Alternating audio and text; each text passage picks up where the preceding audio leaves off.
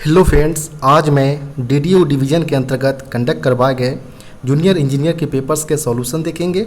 इसलिए वीडियो के लास्ट तक बने रहें एवं वीडियो पसंद आए तो वीडियो को लाइक एवं चैनल को सब्सक्राइब करना ना भूलें।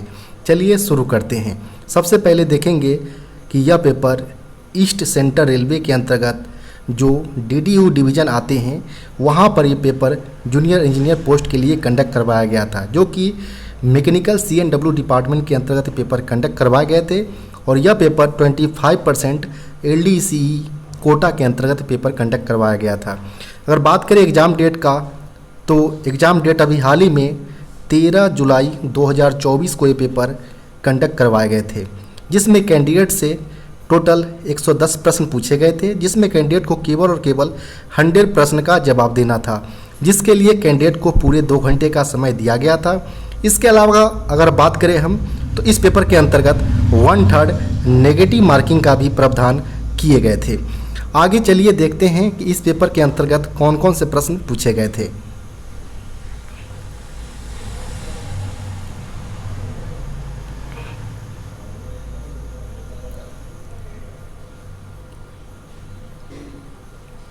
पहले प्रश्न की यहाँ पर बात करें, which of the following is not a type of wagon in Indian railway. निम्नलिखित में से कौन सा भारतीय रेलवे में वैगन का एक प्रकार नहीं है। तो not a type of wagon in Indian railway की अगर बात करें तो इसमें हमारा बॉक्सन HL ये हमारा ओपन टाइप वैगन के अंतर्गत आता है। इसके लिए अगर बात करें वैगन कोड का, तो इसके लिए वैगन कोड 22 निर्धारित किए गए हैं। वहीं अगर बात करें बॉबारेन या बॉबियन जो होते हैं, यह हमारा हॉपर वैगन के अंतर्गत आते हैं। इसके लिए अगर बात करें बॉबारेन केस के लिए तो वैगन कोड 72 रखा गया है। इसके अलावा अगर बात करें बॉमिन का, तो बॉमिन केस में अगर तो यह फ्लैट टाइप के वैगन के अंतर्गत आते हैं, जिसके लिए अगर बात करें वैगन कोड को तो 58 इसका वैगन कोड निर्धारित किया गया है। जबकि यहाँ पर बात करें ऑप्शन नंबर D का, तो इसमें बोस्ट एक्सेल बताया गया है, जो कि यहाँ पर इस प्रकार का कोई भी वैगन अभी प्रेजेंट में उपलब्ध नहीं है। इसके अगर यहाँ पर हमारा ऑप्शन नंबर D इसका सही उत्तर हो जाएगा। यहाँ पर जो हमारा प्रेजेंट में जो हमारा बोस्ट के अंतर्गत होते हैं वो हमारा बोस्ट HS या इसकी जो हमारा मॉडिफाई वर्जन M1 या M2 वगैरह होते हैं, जिसके लिए हमारा जो वैगन कोड होता है 19 से लेके 21 हमारा होता है HS के केस में, और बोस्ट के केस में हमारा 19 होते हैं। तो यहाँ पर हमारा जो वैगन उपलब्ध नहीं है करंट टाइम के अंतर्गत, तो वो हमारा बोस्ट XL यहाँ पर उपलब्ध नहीं है। नेक्स्ट प्रश्न यहाँ पर बात करें तो इन वैगन नंबर बॉक्सन HS 12030345679 में द अंडरलाइन डिजिट्स डिनोट्स, यानी यहाँ पर जो हमारा बॉक्सन HS का जो नंबर दिया गया है वैगन नंबर, इसमें अंडरलाइन जो हमारा डिजिट्स को अंडरलाइन किया गया है 03 को, वो हमें क्या डिनोट करते हैं वो यहाँ पर पूछे गए हैं। तो यहाँ पर हम बात करें अगर, तो यहाँ पर जो दिया गया है वो हमारा 12030345679 दिया गया है।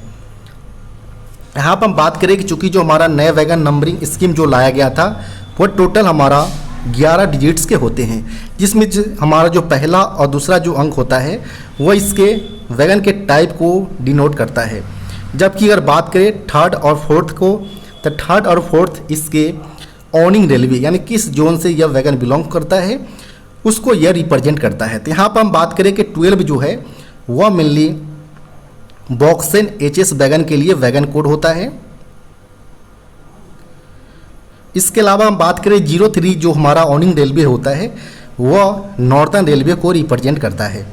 इसके अलावा अगर बात करें हम 5th और 6th डिजिट्स के, तो यह मेनली ईयर ऑफ मैन्युफैक्चर्स को, जो वैगन कौन से ईयर में मैन्युफैक्चर्स हुए हैं इसको यह डिनोट करता है। तो इस केस में हम हमारा जो अगर 2003 है तो इसमें से लास्ट 2 अंक को यहाँ पर लिया जाता है 5th और 6th पहले इसके यहाँ पर। तो यहाँ पर जो वैगन मैन्युफैक्चर्स हुए हैं वो 2003 के अंतर्गत हुए हैं। इसके लिए जो यहाँ पर कोड दिया गया है वो 03 दिया गया है। इसके अलावा अगर बात करें तो 7, 8, 9, 10 यह मेनली वैगन के सीरियल नंबर को रिप्रेजेंट करता है, और जबकि जो लास्ट डिजिट जो है 9 वो इसके चेक डेट्स को रिप्रेजेंट करता है। तो इस प्रकार यहाँ पर अंडरलाइन जो पार्ट्स है 03 वह इसके ईयर ऑफ मैन्युफैक्चर्स को रिप्रेजेंट करता है। तो यहाँ पर जो सही उत्तर होगा वो ऑप्शन नंबर बी इसका सही उत्तर हो जाएगा। नेक्स्ट प्रश्न यहाँ पर अगर बात करें हम, तो codal life of open bogie wagon with air brake and casnub bogie wagons stockage, यानी यहाँ पर ओपन बोगी वैगन्स और कैसना बोगी वैगन स्टॉक के साथ जो इसका कोडल लाइफ होता है वो कितना होता है, वो यहाँ पर पूछे गए हैं। तो सिंपली हम अगर बात करें कि जो हमारा ओपन वैगन अगर होगा जिसके अंतर्गत हमारा बॉक्सेन बोस्ट या बॉक्सेन एचएल वगैरह आते हैं जो इस वेरिएंट्स के अंतर्गत, इसके अगर वो कैसना बोगी के साथ विथ ईयर ब्रेक सिस्टम अगर होगा तो इसके लिए कोडल लाइफ इसका 30 ईयर्स निर्धारित किए गए हैं। इसके अलावा हम बात करें अगर tank wagons with air brake and casnub bogie के साथ अगर बात करें जिसमें हमारा BTPN वगैरह जो आते हैं हमारे टैंक्स वैगन के अंतर्गत, उसके लिए जो हमारा कोडल लाइफ रखे गए हैं वो 40 ईयर्स का रखा गया है। इसके अलावा अगर बात करें अगर जो इन दोनों को छोड़कर जितने भी हमारे अदर टाइप्स के जो हमारे बोगी जो है with casnub bogie with air brake system, तो उसके लिए जो हमारा कोडल लाइफ है वो 35 ईयर्स रखा गया है। तो यहाँ पर पूछे गए थे ओपन बोगी वैगन के केस में, तो यहाँ पर हमारा जो सही उत्तर होना चाहिए वो 30 ईयर्स हो जाएगा। ऑप्शन नंबर बी यहाँ पर करेक्ट उत्तर होगा। नेक्स्ट प्रश्न यहाँ पर हम बात करें अगर, तो नेक्स्ट जो प्रश्न पूछे गए हैं, which type of composite brake blocks is used in freight stock of under frame mounted air brake system, यानी under frame air brake system के फ्रेट स्टॉक में किस प्रकार के कंपोजिट ब्रेक ब्लॉक का उपयोग किए जाते हैं वो इस प्रश्न के अंतर्गत पूछे गए हैं। तो यहाँ पर हम बात करें अगर जो भी वर्तमान में जो करंट पीरियड में अगर बात करें अगर, तो भारतीय रेलवे के अंतर्गत गुड्स स्टॉक के अंडर फ्रेम माउंटेड और सेकेंड जो रिसेंटली अभी जो यूज किए जा रहे हैं वो BMBS यूज किए जा रहे हैं, bogie mounted brake system. Under frame mounted के अंतर्गत अगर बात करें हम, तो इसमें mainly L type brake block का प्रयोग किया जाता है, जिसके लिए अगर बात करें फ्रिक्शन कोफिशिएंट का, तो फ्रिक्शन कोफिशिएंट इसका 0.17 होता है। ये आपसे एग्जाम के अंतर्गत प्रश्न पूछे जा सकते हैं कि friction coefficient of L type brake blocks, तो यहाँ पर 0.17 इसका फ्रिक्शन कोफिशिएंट होता है। इसके अलावा अगर बात करें BMBS के केस में, तो BMBS bogie mounted brake system के केस में अगर बात करें तो K टाइप ब्रेक ब्लॉक का प्रयोग किया जाता है, जिसके लिए फ्रिक्शन कोफिशिएंट 0.25 होते हैं।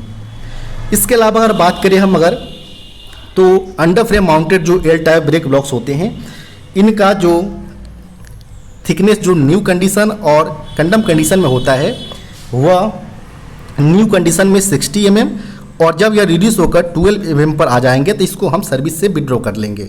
वहीं के टाइप के केस में अगर बात करें तो न्यू कंडीशन में यह 58 mm होते हैं, जबकि कंडम कंडीशन में यह 10 mm पर इसको विड्रॉ किए जाते हैं सर्विस से। तो यहाँ पर आप सारे जो डायमेंशन है इसको आप ध्यान रखें, यहाँ से प्रश्न पूछे जा सकते हैं। तो यहाँ पर केवल पूछा गया था कि किस प्रकार के brake blocks under frame mounted brake system के अंतर्गत पूछे जाते हैं। तो यहाँ पर हमारा एल टाइप ब्रेक ब्लॉक्स यहाँ पर सही उत्तर हो जाएगा, जो कि ऑप्शन नंबर बी में दिया गया है। तो यहाँ पर ऑप्शन नंबर बी इसका सही उत्तर हो जाएंगे। नेक्स्ट जो प्रश्न पूछे गए हैं,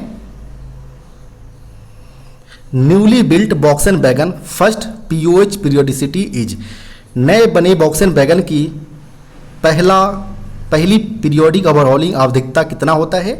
तो बॉक्सन वैगन की अगर बात करें हम, तो जो POH case periodic overhauling case में अगर बात करें हम, तो पहला जो होता है वह 6 ईयर के अंतराल पर, और उसके बाद जितने भी POH सब्सिक्वेंट पीरियड में किए जाते हैं वह 4.5 ईयर्स के अंतराल पर किए जाते हैं। इसके अलावा अगर बात करें हम ROH रूटीन ओवरहॉलिंग का, तो पहला एवं इसके बाद की जो सब्सिक्वेंट पीरियड के जो ROH होते हैं सारे के सारे 18 मंथ्स के अंतराल पर कराए जाते हैं। तो यहाँ पर आप ध्यान रखें, दोनों केस में आपको बताए जा रहे हैं इसको, यानी POH first POH 6 years, subsequent POH 4.5 years, जबकि ROH किसी भी कंडीशन में 18 मंथ्स के अंतराल पर बॉक्सन वैगन का ROH किए जाएगा। यहाँ पर प्रश्न में न्यूली बिल्ड के केस में पूछा गया था फर्स्ट पीओएच, तो 6 ईयर्स यहाँ पर सही उत्तर हो जाएगा।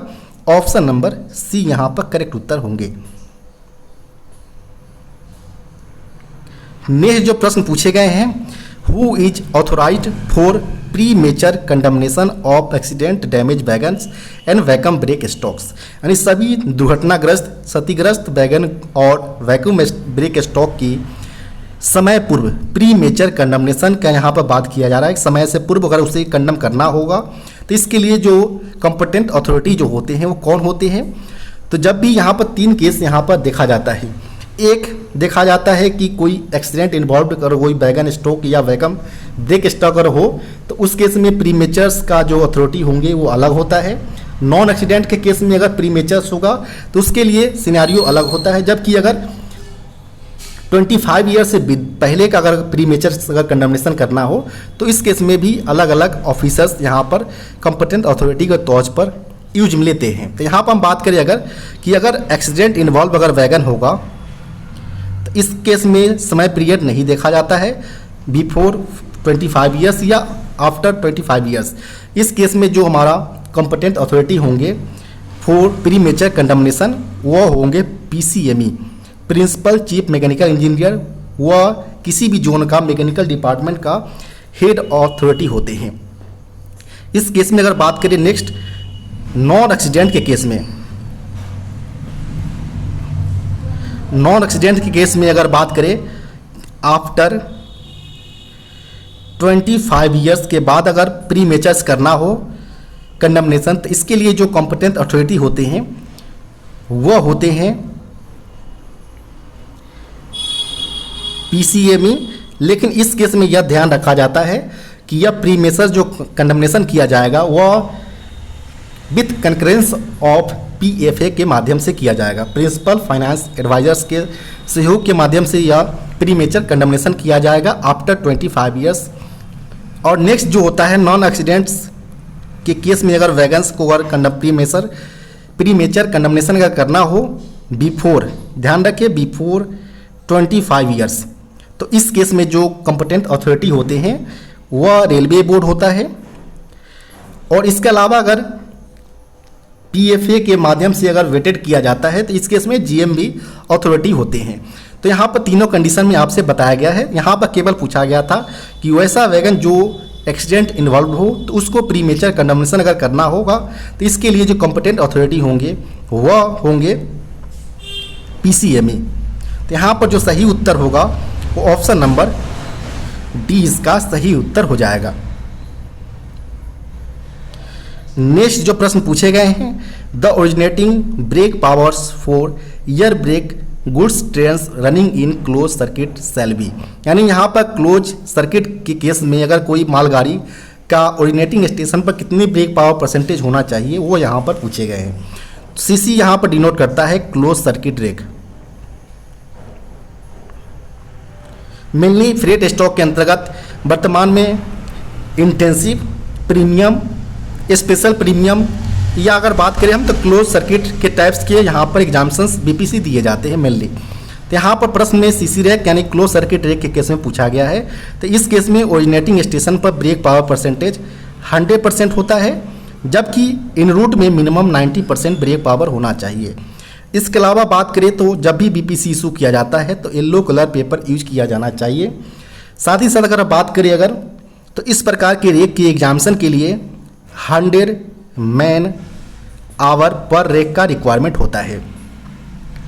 इसके अलावा अगर बात करें अगर तो इसके लिए जो BPC का जो वैलिडिटी पीरियड होता है वह 30+5 या 35+5 डेज होता है। और यह जो अगर बात करें किलोमीटर बेसिस पर तो 6000 किलोमीटर से लेकर 10,000 किलोमीटर के अंतर्गत यह किलोमीटर वेरी करते हैं रेक टू रेक। मेनली जो अगर प्रश्न जो पूछा गया था वो DDU डिवीजन के अंतर्गत पूछे गए थे। तो यहाँ पर मेनली जो बॉक्सन वैगन का यहाँ पर प्रिपेयर किया जाता है CC रैक्स, जिसका जो वैलिडिटी पीरियड होता है वो 10,000 किलोमीटर या 35+5 डेज का होता है। इसके अलावा अगर बात करें तो अगर कोई लोको पायलट्स या गार्ड जो क्लोज सर्किट रैक के BPC के बैक पेज पर अगर साफ साफ अगर किलोमीटर मेंशन नहीं करता है तो उस प्रकार के बीपीसी का जो वैलिडिटी होगा वो रिड्यूस होकर केवल और केवल 20 डेज का हो जाएगा। तो इसका भी आप ध्यान रखें। यहाँ पर केवल पूछे गए थे कि ओरिजिनेटिंग स्टेशन पर यहाँ पर कितने ब्रेक पावर परसेंटेज होना चाहिए, तो 100%। ऑप्शन नंबर ए यहाँ पर करेक्ट उत्तर हो जाएगा। नेक्स्ट प्रश्न यहाँ पर है, which one of the wagons components is not a part of the super structures of a wagon body. Wagon के जो सुपर स्ट्रक्चर्स जो होते हैं इनमें से कौन सा इसका पार्ट्स नहीं होता है वैगन बॉडी का। तो यहाँ पर हम बात करें अगर, तो जब भी वैगन को बनाया जाता है, मैन्युफैक्चर्स किए जाते हैं, तो इसमें साइड पैनल, इन पैनल, स्टेंसिल का ये सब का ध्यान रखा जाता है। साथ ही साथ ये भी जब भी साइड पैनल को जो अंडर फ्रेम्स जो कनेक्टेड किए जाते हैं, इसमें जो होता है, इसमें ये क्रीव एंगल जो होते हैं या कॉर्नर स्टेंसिल जो होता है या टॉप चैनल होता है, इसका भी प्रॉपर ध्यान दिया जाता है सुपर जो वैगन बॉडी को मैन्युफैक्चर्स करते समय। तो यहाँ पर पूछा गया था कौन सा वैगन बॉडी के सुपर स्ट्रक्चर्स का पार्ट्स नहीं है, तो यहाँ पर लोअर प्लैंक्स इसका पार्ट्स नहीं होगा। बाकी यहाँ पर कॉर्नर स्टेंसिस, क्रीव एंगल्स और टॉप चैनल तीनों होता है पार्ट्स, यहाँ पर लोअर प्लैंक इसका पार्ट्स नहीं होगा। तो यहाँ पर ऑप्शन नंबर डी करेक्ट उत्तर हो जाएंगे। नेक्स्ट प्रश्न यहाँ पर है, floor plate provided in BOXN R wagon with stainless steel of dash mm thickness. तो यहाँ पर हम बात करें अगर कि नए कंडीशन में जब बक्से को रिहेबिलिटेशन की रिक्वायरमेंट होता है, तो इसको रिहेबिलिटेट करके बॉक्सेन आर, जिसको हम आर से लास्ट में डिनोट करते हैं कि वैगन रिहेबिलिटेशन होकर आया है। जिसमें अगर बात करें तो बॉक्सेन वैगन जो होता है वो मेनली माइल्ड स्टील का बना होता है।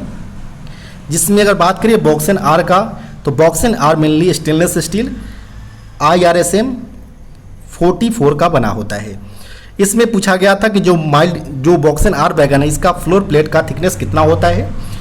तो बॉक्सेन वैगन की अगर बात करें हम, तो इसमें 6 mm का फ्लोर प्लेट का थिकनेस होता है, जबकि अगर बॉक्सेन आर का है तो इसमें 4 mm हो जाएगा, जबकि बॉक्सेन ए केस में 6 mm थिकनेस होता है।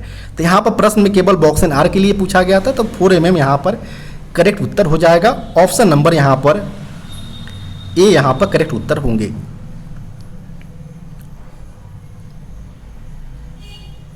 नेक्स्ट प्रश्न यहाँ पर है, what is the meaning of CRF in बॉक्सेन HL wagon. बॉक्सेन HL wagon में CRF का क्या अर्थ होता है वो यहाँ पर पूछे गए हैं। तो CRF का मतलब होता है कोल्ड रोलेड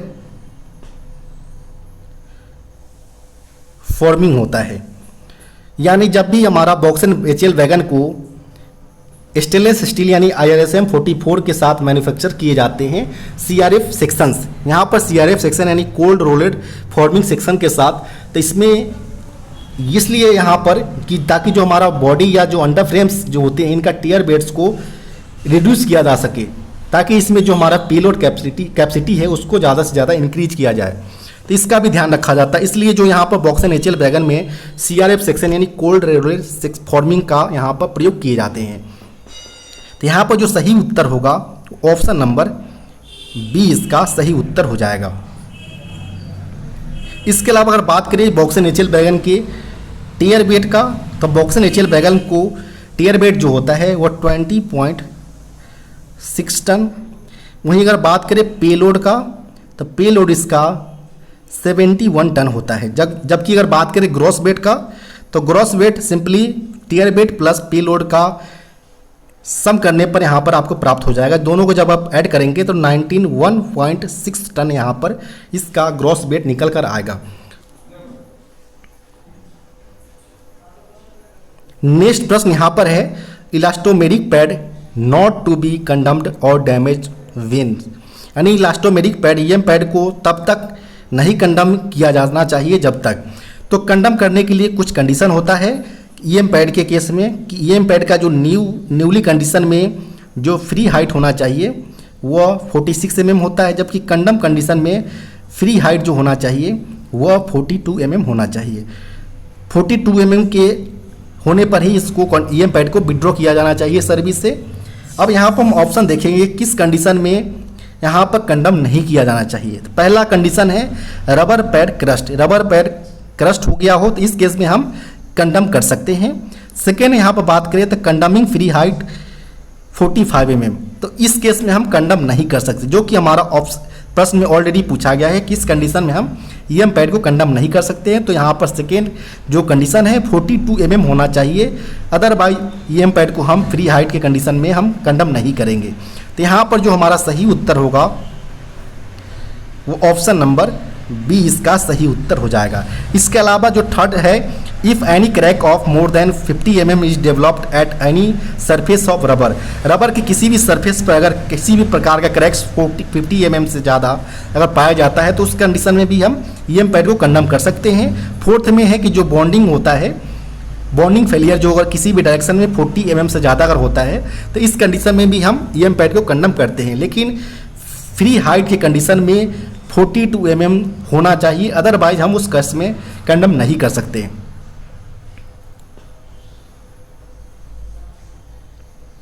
नेक्स्ट प्रश्न यहाँ पर है air brake testing of rake the permissible limit of leakage rate. यहाँ पर एयर ब्रेक टेस्टिंग रेक का जब किया जाता है तो इसमें जो परमिसिबल लीकेज रेट होता है गुड्स मिलनी फ्रेट स्टॉक की अगर बात करें तो यह RDSO टेक्निकल पैम्पलेट्स G97 के अंतर्गत बताया गया है, जिसमें हमारा मेनली इंस्पेक्शन एवं मेंटेनेंस रिलेटेड होता है air brake system of freight stock से, जिसमें जो लीकेज रेट है वह 0.25 kg पर सेंटीमीटर स्क्वायर पर मिनट के बारे में यहाँ पर बताया गया है। तो यहाँ पर बात करें ऑप्शन नंबर का, तो ऑप्शन नंबर इस प्रकार का ए में दिया गया है, तो यहाँ पर ऑप्शन नंबर ए इसका करेक्ट उत्तर हो जाएगा। नेक्स्ट प्रश्न यहाँ पर है what is the full form of APM. APM का यहाँ पर फुल फॉर्म पूछा गया है। तो एपीएम का फुल फॉर्म सिंपली होता है ऑटोमेटिक प्रेशर मॉडिफिकेशन डिवाइस होता है। यह मिलनी जो हमारा BMBS वाले सिस्टम होते हैं, बोगी माउंटेड ब्रेक सिस्टम, जिसमें दोनों ट्रॉलियों के ऊपर ब्रेक सिलेंडर माउंटेड होते हैं। तो इस प्रकार के केस में यहाँ पर एपीएम डिवाइस का यूज किया जाता है, ताकि जो हमारा एम्प्टी एवं लोडेड कंडीशन को एज पर सेंसिंग आर्म जो होता है हमारा, उसके मूवमेंट के आधार पर यहाँ पर सेंस करके एम्प्टी एवं लोडेड कंडीशन का प्रेशर भेजा जाए प्रॉपर। तो यहाँ पर हम बात करें जो हमारा एपीएम लगा होता है, जिसे हम EL60 वाल्व के नाम से भी जानते हैं, इसमें एक सेंसिंग आर्म लगा होता है और यह फिटेड होता है वैगन अंडर फ्रेम एवं बोगी साइड फ्रेम के बीच। इस कंडीशन में हम बात करें अगर, तो इसके साथ 6 लीटर का एक एक्स्ट्रा ऑक्सिलरी रिजर्वायर लगा होता है। जब DB से प्रेशर भेजा जाता है ब्रेकिंग के लिए, तो इसके बीच में जो ब्रेक सिलेंडर और DB के बीच में EL60 वाल्व यानी एपीएम लगा होता है। इसमें जो जब सेंसिंग आर्म का मूवमेंट बिलो 80 mm होता है अगर, तो इस केस में वह लोडेड कंडीशन को सेंस करेगा और इस दौरान जो प्रेशर होगा ब्रेक सिलेंडर को वो 3.8 plus minus 0.1 kg pressure brake cylinder को भेजेगा। अगर यह एबव सेंसिंग आर्म का मूवमेंट एबव 80 mm होता है तो इस केस में वह एम्प्टी कंडीशन को सेंस करेगा और इस दौरान जो प्रेशर होगा ब्रेक सिलेंडर को भेजेगा वह 2.2 प्लस माइनस 0.25 kg पर centimetre square pressure brake cylinder को भेजेगा। और इस तरह जो एक्स्ट्रा प्रेशर बचेगा वह इसके साथ जो EL60 वाल्व के साथ लगे जो एयर टैंक होते उसमें एक्स्ट्रा प्रेशर चला जाता है। तो इस प्रकार एपीएम डिवाइस और BMBS का यहाँ पर फंक्शनिंग होते हैं। तो यहाँ पर केवल यहाँ पर फुल फॉर्म पूछे गए थे, तो फुल फॉर्म यहाँ पर automatic pressure modification device, option number ए यहाँ पर करेक्ट उत्तर हो जाएगा। नेक्स्ट प्रश्न यहाँ पर है which of the following is not a part of slack adjuster. निम्नलिखित में से कौन सा स्लैक एडजस्टर का पार्ट्स नहीं है। स्लैक एडजस्टर यानी जो हमारा अंडर फ्रेम माउंटेड वाले जो जितने भी हमारे बैगन्स होते हैं, जिससे हम SAB के नाम से जानते हैं, स्लैक एडजस्टर बैरल। इस केस में ऑटोमेटिक रूप से व्हील एवं ब्रेक ब्लॉक के बीच के क्लियरेंस को SAB के माध्यम से एडजस्ट किया जाता है। यहाँ पर पूछा गया है कि कौन सा स्लैक एडजस्टर का पार्ट्स नहीं है। तो इसमें हम बात करें अगर पे आउट स्प्रिंग इसका पार्ट्स होता है, क्लच स्प्रिंग भी होता है, बैरल स्प्रिंग भी होता है। इसके अलावा अगर बात करें हम अगर, तो जो प्रोटेक्शन टिप हो एवं जो हमारा बैरल होता है, ये सारे हमारे स्लैक एडजस्टर बैरल का यहाँ पर पार्ट्स होता है। जबकि जो लीफ स्प्रिंग है हमारा, यह लीफ स्प्रिंग सिंपली इस प्रकार से होता है। यह मेनली जो लगा होता है वह BBZC वैगन में आप देखते होंगे, वहाँ पर इस प्रकार का लीफ स्प्रिंग लगा होता है। तो यहाँ पर SAB के यह पार्ट्स नहीं है, तो यहाँ पर ऑप्शन नंबर डी इसका सही उत्तर हो जाएगा। Leaf spring is not a part of slack एग्जिस्टर।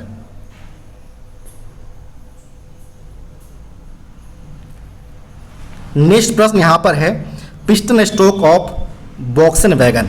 यहाँ पर वॉक्सन वैगन का पिस्टन स्ट्रोक पूछा गया है लोडेड कंडीशन में। तो यहाँ पर हम दोनों कंडीशन में देखेंगे। एम्प्टी कंडीशन में जो वॉक्सन वैगन का पिस्टन स्ट्रोक होता है वह 85 ± 10 mm होता है, जबकि लोडेड कंडीशन की अगर बात करें तो इस केस में 130 ± 10 mm पिस्टन स्ट्रोक होते हैं। प्रश्न में लोडेड कंडीशन की रिगार्डिंग पूछा गया था, तो यहाँ पर 130 ± 10 mm ऑप्शन नंबर ए यहाँ पर करेक्ट उत्तर हो जाएगा। नेक्स्ट प्रश्न यहाँ पर है which of the following is not a part of centre buffer coupler assembly, यानी CBC का यहाँ पर कौन सा एक पार्ट्स नहीं है चार ऑप्शंस में से, वो यहाँ पर पूछे गए हैं। तो यहाँ पर सिंपली अगर बात करें हम तो CBC के अंतर्गत मेनली जो पार्ट्स होते हैं वो नक्कल पिन होते हैं, knuckle thrower, locking piece, rotary assembly जिसमें टॉगल वगैरह उसके साथ असेंबल होते हैं। इसके अलावा अगर बात करें तो operating handle, bearing piece, anti rotation lock, coupler body, yoke pin, yoke front follower, ये सारे जो होते हैं स्टागर कास्टिंग वगैरह जो होते हैं, रेस्ट प्लेट, ये सारे के सारे CBC का पार्ट्स होते हैं। तो यहाँ पर बात करें टॉगल यहाँ पर ऑलरेडी दिया गया जो कि पार्ट्स होता है, लॉक भी होते हैं, नक्कल भी होते हैं, लेकिन जो एंगल कॉक होता है वह ईयर ब्रेक सिस्टम का पार्ट्स होता है।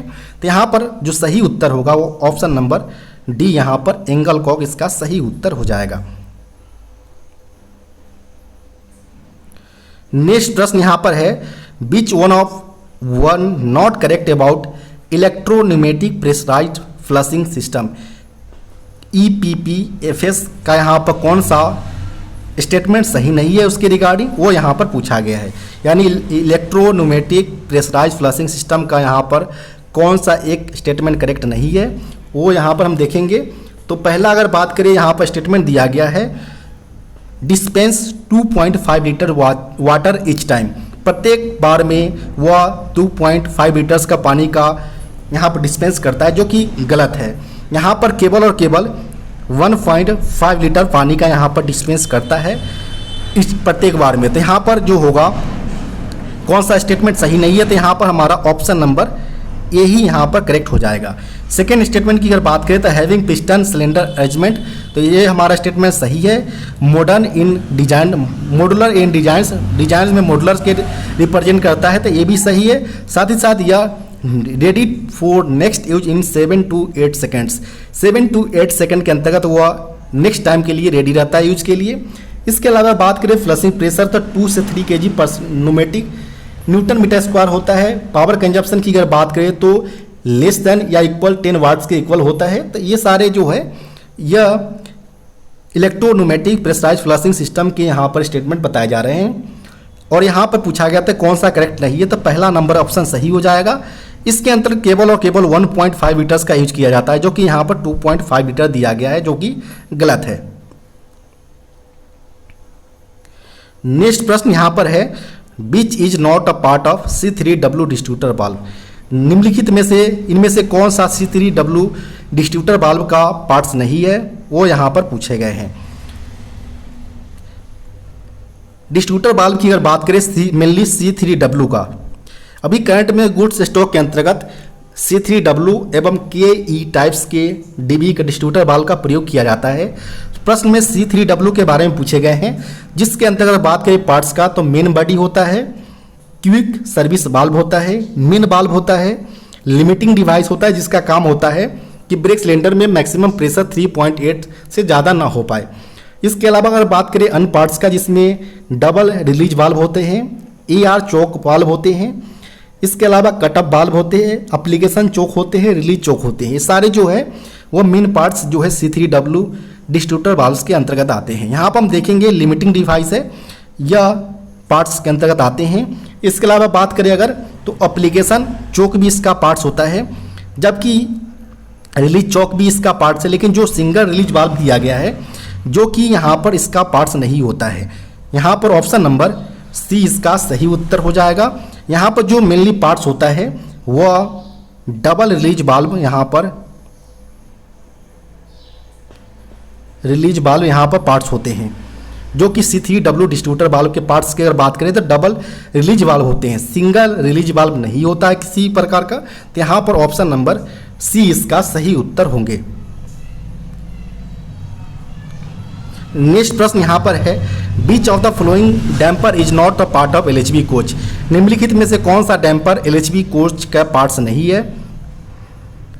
तो यहाँ पर हम बात करें तो LHB कोच के अंतर्गत मेनली 4 प्रकार के डैम्पर का प्रयोग किया जाता है। एक होता है प्राइमरी वर्टिकल डैम्पर, जिसका अगर बात करें तो नंबर्स होता है प्रत्येक बोगी में 4 की नंबर्स में। सेकेंडरी वर्टिकल डैम्पर्स, जो कि सेकेंडरी एयर स्प्रिंग के पास लगा होता है, इसका नंबर्स प्रत्येक बोगी में 2 की संख्या में होते हैं। एक होता है यो डैम्पर्स, जिसका कनेक्शन की अगर बात करें तो बॉडी का बोगी से एक साथ कनेक्ट करने का काम करते हैं, इसका नंबर्स प्रत्येक बोगी में 2 की संख्या में होते हैं। लास्ट अगर बात करें तो लेटरल डैम्पर होता है, जो कि जो लेटरल मूवमेंट होता है इसको प्रिवेंट करने का काम लेटरल डैम्पर के माध्यम से किए जाते हैं, और इसका संख्या प्रत्येक बोगी में 1 की संख्या में होते हैं। अब यहाँ पर बात करें तो प्रत्येक बोगी में टोटल 9 की संख्या में डैम्पर का प्रयोग किया जाता है, जबकि अगर आपसे टाइप पूछा जाए तो 04 टाइप्स का डैम्पर होता है। अब यहाँ पर हम ऑप्शन देखेंगे तो पहले ऑप्शन में यहाँ पर बोला गया है प्राइमरी वर्टिकल डैम्पर्स, जो कि यहाँ पर होते हैं। सेकेंड अगर बात करें तो सेकेंडरी लेटरल डैम्पर होता है, ये भी यहाँ पर होता है। यो डैम्पर भी होते हैं, लेकिन वर्टिकल रोलिंग डैम्पर किसी प्रकार का डैम्पर यहाँ पर LHB कोच के अंतर्गत नहीं होते हैं। तो यहाँ पर ऑप्शन नंबर सी यहाँ पर करेक्ट उत्तर हो जाएगा। नेक्स्ट प्रश्न यहाँ पर है, विच type of bearing is used in fiat bogie. Fiat bogie जो कि LHB कोच में लगा होता है बोगी के तौर पर, फैब्रिका इटालियाना डी ऑटोमोबाइल टोरिनो इसका फुल फॉर्म होते हैं। और इसमें जो बियरिंग का प्रयोग किया जाता है वह mainly CTRB cartridge type roller bearing का प्रयोग किया जाता है यहाँ पर। तो यहाँ पर बात करें तो ऑप्शन नंबर यहाँ पर सी करेक्ट उत्तर हो जाएगा।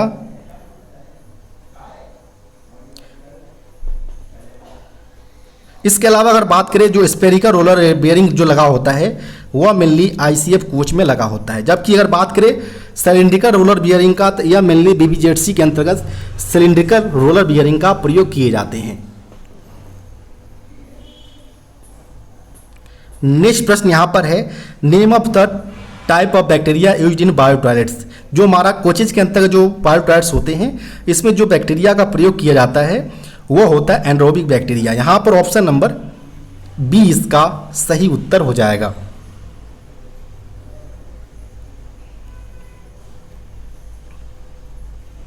नेक्स्ट प्रश्न यहाँ पर है, D3 schedules of LHB coaches are done in. LHB कोचों का डिपो स्तर पर मिलकर 3 शेड्यूल किए जाते हैं, डिपो 1 शेड्यूल्स, डिपो 2 एवं डिपो 3 शेड्यूल्स। डिपो 1 शेड्यूल जो होता है आफ्टर एवरी ट्रिप, प्रत्येक ट्रिप के बाद या डिपो 1 शेड्यूल कराए जाते हैं। डिपो 2 शेड्यूल की अगर बात करें तो इसका जो पीरियडिसिटी होता है वह 30 ±3 डेज के अंतराल पर इसका D2 शेड्यूल कराए जाते हैं, जबकि D3 शेड्यूल की अगर बात करें तो यह मेनली 180 ±15 डेज के अंतराल पर इसका डिपो 3 शेड्यूल कराए जाते हैं। प्रश्न में D3 के शेड्यूल के रिगार्डिंग पूछा गया था, तो 180 डेज ±15 डेज के अंतराल पर किया जाएगा। यहाँ पर ऑप्शन नंबर सी इसका सही उत्तर हो जाएंगे।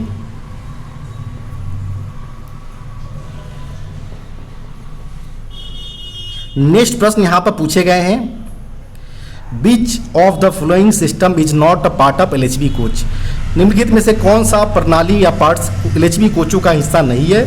तो यहाँ पर water WRA water raising operators को रिप्रेजेंट कर रहा है। यह मेनली वाटर के जो सिस्टम है इनको मूवमेंट कराने में यह काम करता है। सेकेंड अगर बात करें तो FSDS यानी fire detection and suppression system है, फायर को अर्ली बेसिस पर डिटेक्ट करके उसको अलार्मिंग के तौर पर गाड़ी रोकने वगैरह का इसमें प्रोसेस होते हैं, तो इसको भी LHB कोच का यह पार्ट्स है। जबकि WSP यानी व्हील स्लाइडिंग प्रोटेक्शन व्हील को स्किड होने से बचाता है। जबकि एंकर लिंक जो है वह मेनली ICF कोच का हिस्सा होता है। तो यहाँ पर LHB कोच का हिस्सा कौन सा नहीं होगा, तो ऑप्शन नंबर डी यहाँ पर सही उत्तर होंगे। नेक्स्ट प्रश्न यहाँ पर है, what is the full form of CAMTECH. CAMTECH का फुल फॉर्म क्या होता है? तो कैमटेक का फुल फॉर्म होता है centre for advance maintenance technology होता है। यह मेनली ग्वालियर के अंतर्गत है। और इस जो कैमटेक का मेन जो मोटिव है कि जितने भी टेक्नोलॉजी होगा उसको मॉडिफाई करके मेंटेनेंस डेवलप बेसिस पर उसको अपडेट किया जाए। साथ ही साथ जो सेमिनार वगैरह जो ऑर्गेनाइज किए जाते हैं ऑफिसर्स या सुपरवाइजर लेवल पर, वो सारे के सारे इनके द्वारा ही कंडक्ट किए जाते हैं। इसके अलावा जितने भी नए टेक्नोलॉजी वगैरह आते हैं रेलवे के अंतर्गत, इस पर या तो टेम्पलेट जारी करना हो, वीडियो फिल्म्स जारी करना हो या हैंडबुक्स वगैरह जारी करना हो, ये सारे के सारे कैमटेक के माध्यम से ही किए जाते हैं। तो यहाँ पर जो सही उत्तर होगा वो ऑप्शन नंबर ए इसका सही उत्तर हो जाएगा, centre for advance maintenance technology. Option number ए यहाँ पर करेक्ट उत्तर होगा। नेक्स्ट प्रश्न यहाँ पर है, in one rake of BLSS wagon there are dash car A unit. 25 ton BLSS wagon के एक रेक में कार ए इकाई कितना होता है, वो यहाँ पर पूछा गया है।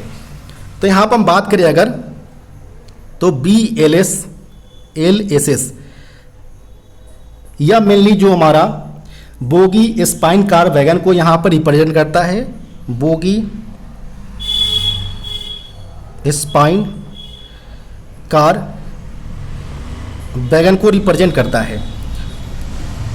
यह जो पुराने जो BLC या BLL वैगन है, इससे थोड़ा मॉडिफाई करके इनको BLSS के तौर पर बनाया गया है, जिसको हम बोगी स्पाइन कार वैगन के तौर पर जानते हैं। इसमें मेनली जो मॉडिफाई करके जितने भी हमारे हैं CBC वगैरह का एडिशन इसमें किया जा रहा है, ताकि जितने भी जो हमारे ज़्यादा से ज़्यादा यहाँ पर वैगन को ऐड किया जाए, जिससे हमारा जो पेलोड कैपेसिटी है पूरे रेक की वो इंक्रीज किया जा सके। तो यहाँ पर पूछा गया था कार ए यूनिट कितनी संख्या में यहाँ पर BLSS के एक रेक के अंतर्गत किया जाता है, तो इसमें केवल और केवल 4 का प्रयोग किए जाते हैं। तो यहाँ पर ऑप्शन नंबर डी इसका सही उत्तर हो जाएगा। यहाँ पर आपसे पूछा जाता है कि यहाँ पर एक रेक में कितने, तो सबसे पहले एक लोकोमोटिव लगा होता है, प्लस यहाँ पर 48 वैगन्स BLSS का लगा होता है। पुराने वाले में आप देखते होंगे जो BLC वैगन में एक यूनिट में 5 कार होते थे, जिसमें 9 यूनिट्स का कंपोजिशन यहाँ पर लगता था। लेकिन यहाँ पर मॉडिफाई करके 48 वैगन का यहाँ पर कंपोजिशन होता है और लास्ट में एक ब्रेक वाहन होते हैं, जिसमें अगर बात करें 48 वैगन्स में, जिसमें एक कार की जो एडिशन का यहाँ पर बताया गया है पूरे रेक के अंतर्गत, वो केवल और केवल 4 की संख्या में। इसका कारण है कि जो BLSS ए जो कार है, इसका जो लेंथ है BLSS B के मुकाबले में ज़्यादा है, जिसमें यहाँ पर इसको कम करके जो B वाले कार्स को ज़्यादा से ज़्यादा ऐड किया जाए, जिससे जो हमारा लेंथ है उसी लेंथ में ज़्यादा से ज़्यादा कंटेनर्स को यहाँ पर कैरी किया जा सके। तो यहाँ पर हमारा केवल और केवल 4 की संख्या में कार ए का एक रेक जो BLSS का है उसमें प्रयोग किया जाता है। और इसमें अगर बात करें तो इसमें जो जो हमारा बोगी प्रयोग किए जाते हैं BLSS के अंतर्गत, वो मेनली LH टाइप के बोगी का प्रयोग किया जाता है। तो इसका भी आप ध्यान रखें। जिसका मेंटेनेंस की अगर बात करें तो G112 के अंतर्गत इसके मेंटेनेंस के बारे में बताया गया है। नेक्स्ट प्रश्न यहाँ पर है, permissible wheel dia difference of both casnub bogie of a wagon is dash mm। यानी एक वैगन में जो 2 कैसना बोगी लगा होता है, इन दोनों कैसना बोगी के व्हील डाया डिफरेंस कितने mm तक हम अलाउ कर सकते हैं, वो यहाँ पर पूछा गया है। तो वैगन के केस में अगर बात करें हम, तो सेम एक्सल पर 0.5 mm, सेम बोगी पर ध्यान रखें, यहाँ पर सेम बोगी के अंतर्गत 13 mm यहाँ पर परमिसेबल होता है। जबकि अगर आपसे डिफरेंट बोगी या सेम वैगन पूछा जाए, तो इस केस में जो व्हील टायर डिफरेंसेस होते हैं वो 25 mm होता है। तो यहाँ पर पूछा गया था बोथ कैसना बोई के रिगार्डिंग में, तो यहाँ पर ऑप्शन नंबर डी 25 mm इसका सही उत्तर हो जाएगा। नेक्स्ट प्रश्न यहाँ पर है dash is not checked with tyre defect gauge. Tyre defect gauge के माध्यम से किसको जांच नहीं किया जाता है? तो मेनली जो टायर डिफेक्ट गेज है वह व्हील ट्रेड्स एवं व्हील फ्लैंजेस के ऊपर आने वाले डिफेक्ट को यह मेजर करता है, जिसमें हम अगर बात करें तो फल्स फ्लैंज जिसे हम हॉलो टायर के नाम से भी जानते हैं, इसका भी यह मेजरमेंट करता है। साथ ही साथ फ्लैट टायर जिसके लिए गुड्स स्टॉक के लिए 60 mm, कोचिंग के केस में 50 mm फ्लैट टायर की मैक्सिमम लिमिटेशन होता है। शार्प फ्लैंज का मेजरमेंट करता है। इसके अलावा अगर बात करें तो deep flange, thin flange, too small radius at the root of flange, इस सारे का यहाँ पर यह मेजरमेंट करता है टायर डिफेक्ट गेज के माध्यम से। लेकिन जो व्हील सेलिंग होता है इसका मेजरमेंट हम टायर डिफेक्ट गेज के माध्यम से नहीं कर सकते हैं। तो यहाँ पर वही प्रश्न में पूछा गया था कि टायर डिफेक्ट गेज के माध्यम से हम किस प्रकार के डिफेक्ट को मेजर नहीं करते हैं। तो यहाँ पर wheel sealing option number A correct उत्तर हो जाएगा।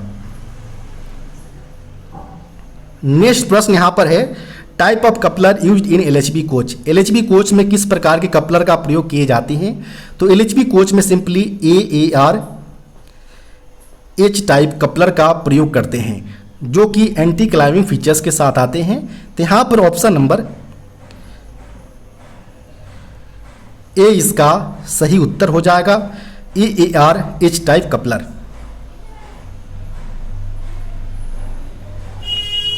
नेक्स्ट प्रश्न यहाँ पर है capacity of auxiliary reservoir of LHB coach is dash litre. यानी जो एलएचबी कोचों में जो हम एयर टैंक का प्रयोग करते हैं वो मेनली 200 लीटर का होता है। तो यहाँ पर बात करिए ऑप्शन नंबर का, तो ऑप्शन नंबर यहाँ पर सी करेक्ट उत्तर हो जाएगा।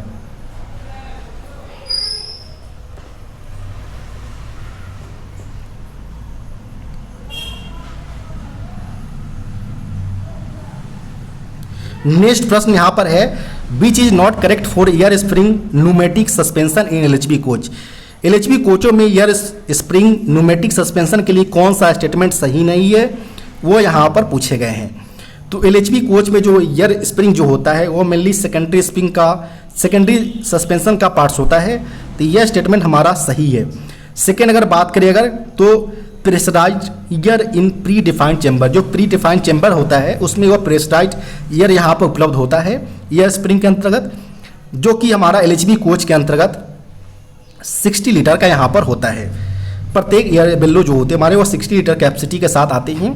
साथ ही साथ यहाँ पर बात करें अगर जो हाइट मॉनिटरिंग बाल्ब होता है यहाँ पर, जिसे हम लेवलिंग बाल्ब के तौर पर जानते हैं, जिसका काम होता है कि अगर कोई बेड ज़्यादा यहाँ पर कोचेज में आते हैं तो उस दौरान जो हमारा एयर बिल्लो का कनेक्शन वो मेन रिजर्वायर से करता है।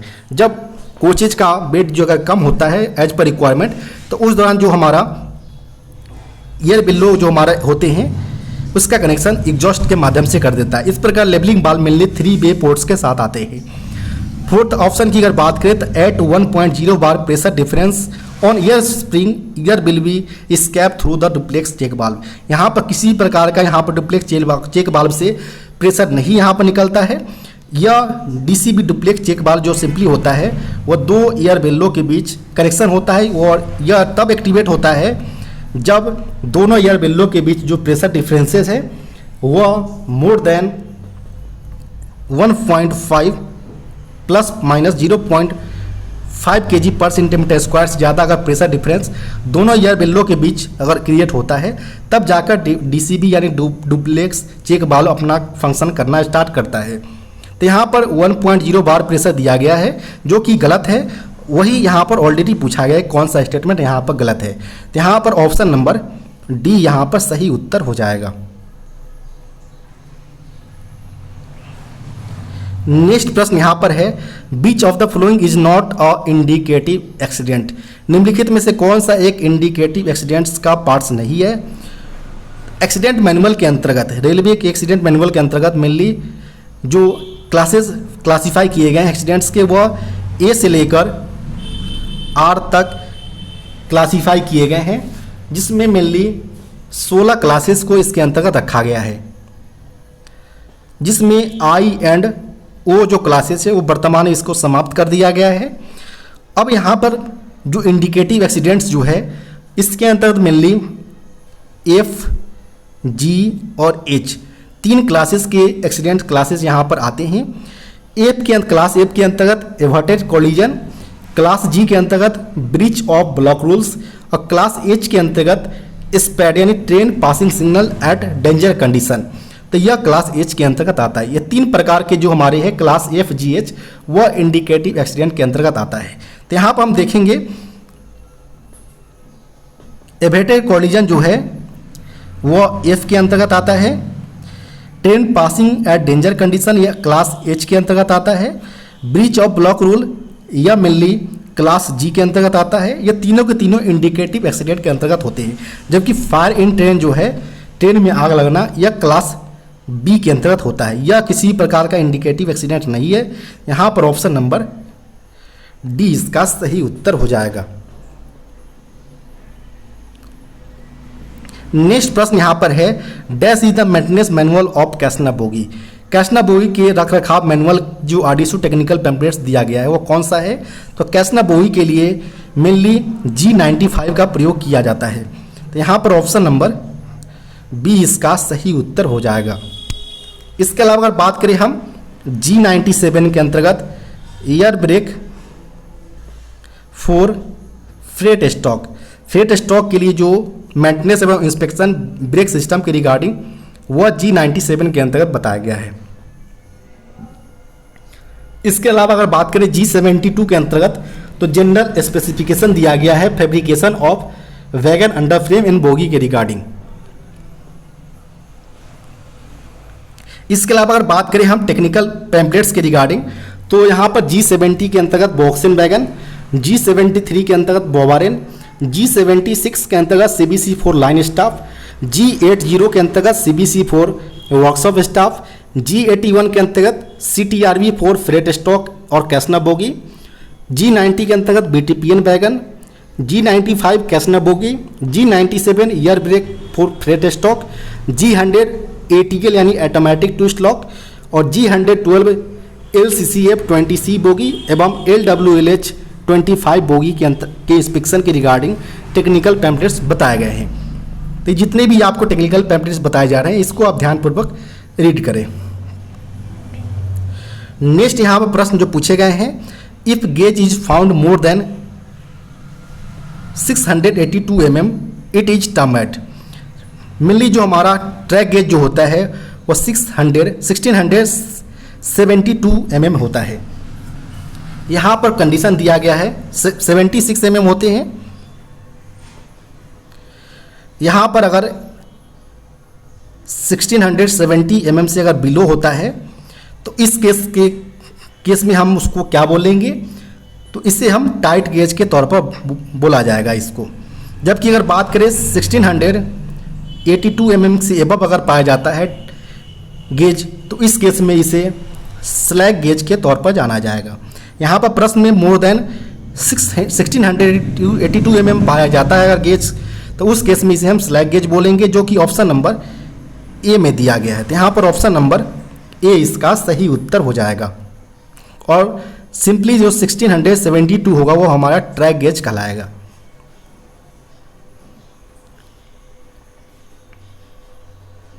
नेक्स्ट प्रश्न यहाँ पर है periodicity of cleaning of the water system of the LHV coach with vinegar to wash out chalk deposit. यानी LHV कोचों में कि जो वाटर सिस्टम में हमें अगर चाल्क डिपॉजिट को वॉश आउट करना होगा अगर विनेगर के माध्यम से तो इसके लिए जो पीरियोडिसिटी क्लीनिंग का रखा गया है वाटर सिस्टम का वो कितने अंतराल पर रखा गया है? तो यहाँ पर vinegar to wash out the chalk deposit तो यह 6 मंथ के अंतराल पर यह रखा गया है। यहाँ पर ऑप्शन नंबर बी इसका सही उत्तर हो जाएगा।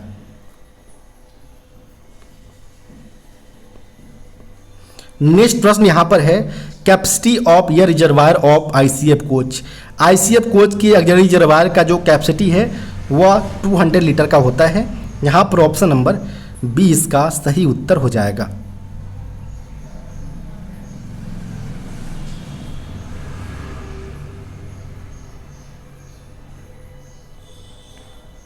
नेक्स्ट प्रश्न यहाँ पर बात करें अगर, जो नेक्स्ट प्रश्न पूछे गए हैं, when brake is manually release by quick release valve with pressure will be vent out.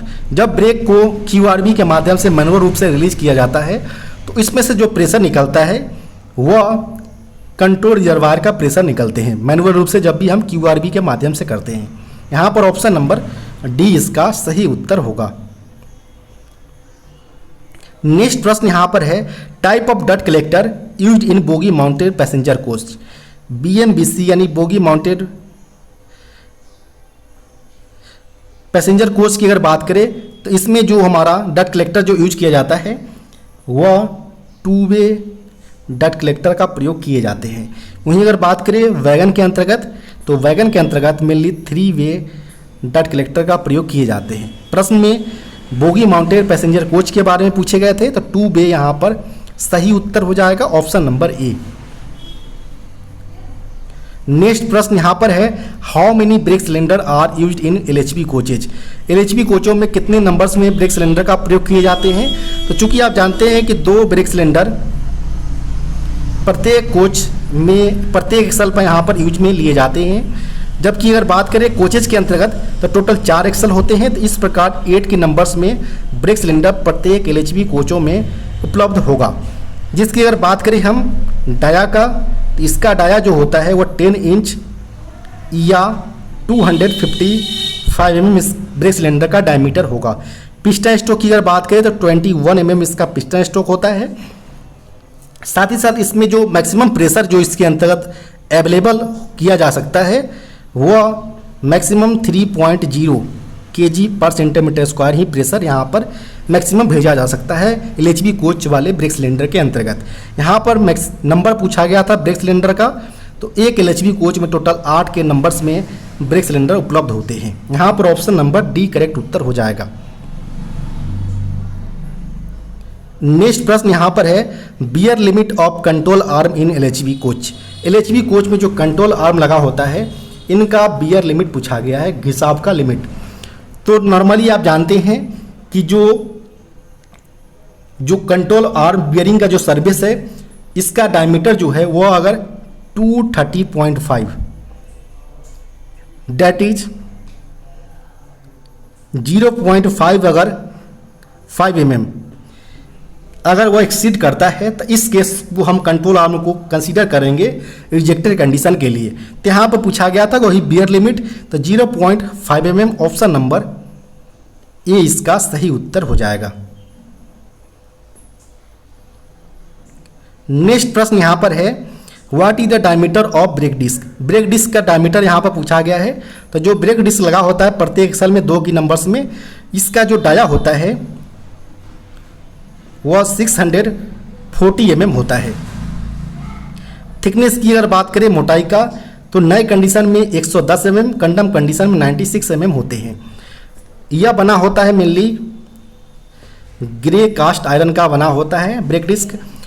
और इसके अलावा फिन्स जो छोटे छोटे जो फिन्स प्रोवाइडेड होते हैं वो मेनली ब्रेकिंग के दौरान जो हीट जनरेट होता है तो इस दौरान जो कूलिंग प्रोवाइड करवाया जा सके, इस पर्पज़ को देखते हुए ब्रेक डिस्क के ऊपर फिन्स प्रोवाइडेड होते हैं।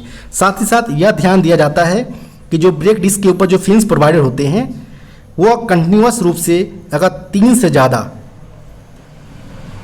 फिन्स अगर ब्रोकन पाया जाता है तो उस केस में हम ब्रेक डिस्क को सर्विस से विड्रॉ कर लेंगे। यहाँ पर केवल डायमीटर पूछे गए थे ब्रेक डिस्क का, तो 640 mm ऑप्शन नंबर सी इसका सही उत्तर हो जाएगा।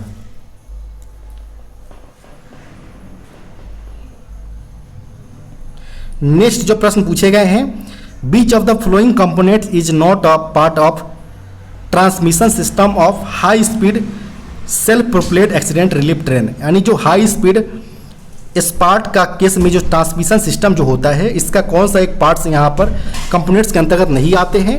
तो पहला अगर बात करें हम हाई स्पीड स्पार्ट्स की तो इसमें हाइड्रो डायनामिक कपलिंग यहाँ पर उपलब्ध होता है पार्ट्स के अंतर्गत। साथ ही अगर बात करें टॉर्क कन्वर्टर भी इसमें उपलब्ध होता है और स्प्रिंग कपलिंग भी इसके अंदर उपलब्ध होता है। लेकिन जो फॉरवर्डिंग यूनिट जो होते हैं वह इस ट्रांसमिशन सिस्टम का पार्ट्स हिस्सा नहीं है। तो यहाँ पर ऑप्शन नंबर सी इसका सही उत्तर हो जाएगा। नेक्स्ट प्रश्न यहाँ पर है, which one is not a safety device fitted on 140 ton breakdown crane. 140 ton breakdown crane के अंतर्गत निम्नलिखित में से कौन सा एक सेफ्टी डिवाइस का यहाँ पर हिस्सा नहीं है, नहीं लगाया गया है इसके अंतर्गत। तो 140 टन ब्रेक डाउन क्रेन की अगर बात करें तो इसमें जो सेफ्टी डिवाइस होते हैं वह mainly SLI safe load indicator इसका एक पार्ट्स होता है, लिमिटिंग स्विच भी इसका पार्ट्स है, प्रॉक्सिमेटी स्विच भी इसका पार्ट्स है। साथ ही साथ अगर बात करें तो हाइड्रोलिक सोलेनॉइड बाल भी इसका पार्ट्स होता है, प्रेशर स्विच फॉर स्लीविंग या ओवर स्पीड स्विच, ये सारे के साथ जो सेफ्टी डिवाइस होते हैं 140 टन ब्रेक डाउन क्रेन्स का यह पार्ट्स होते हैं। लेकिन जो स्लीप प्रोटेक्शन डिवाइस या किसी प्रकार का सेफ्टी डिवाइस नहीं है, तो यहाँ पर ऑप्शन नंबर ए इसका सही उत्तर हो जाएगा। नेक्स्ट प्रश्न यहाँ पर है, एज पर accident manual east central railway, ध्यान रखिए ईस्ट सेंट्रल रेलवे के एक्सीडेंट मैनुअल के अनुसार पूछा गया है, what will be the hooter code for accident outside home station requiring medical वाहन and ART with 140 ton crane. अगर ECR एक्सीडेंट मैनुअल के अनुसार अगर एक्सीडेंट्स आउटसाइड होम स्टेशन अगर होता है, तो जब हमें रिक्वायरमेंट मेडिकल वाहन ART और 140 टन क्रेन की रिक्वायरमेंट होता है, तो इसके लिए जो सायरन कोड या हुटर कोड होना चाहिए वो कितना होना चाहिए। तो जब दोनों केसों में यानी मेडिकल वाहन और ART दोनों की रिक्वायरमेंट होगा आउटसाइड स्टेशन, तो यहाँ पर 3 long and 3 shorts hooter code का यहाँ पर रिक्वायरमेंट होता है। तो यहाँ पर ऑप्शन नंबर बी इसका सही उत्तर हो जाएगा।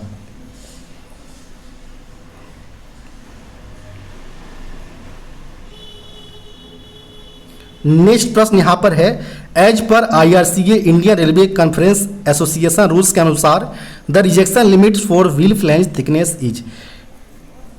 IRCA रूल्स के अनुसार यहाँ पर व्हील फ्लैंज थिकनेस का यहाँ पर रिजेक्शन लिमिट्स पूछा गया है। तो रिजेक्शन लिमिट की अगर बात करें हम तो 22 mm तक हम हाई स्पीड के केस में हम यूज में लेते हैं, और 60 mm या बिलो अगर पाया जाता है व्हील फ्लैंज का थिकनेस, जिसको हम थिन फ्लैंज के नाम से कंडम करते हैं, तो यह इसके लिए जो लिमिटेशन होता है वो 60 mm होता है। 16 mm यानी ऑप्शन नंबर सी यहाँ पर सही उत्तर हो जाएगा।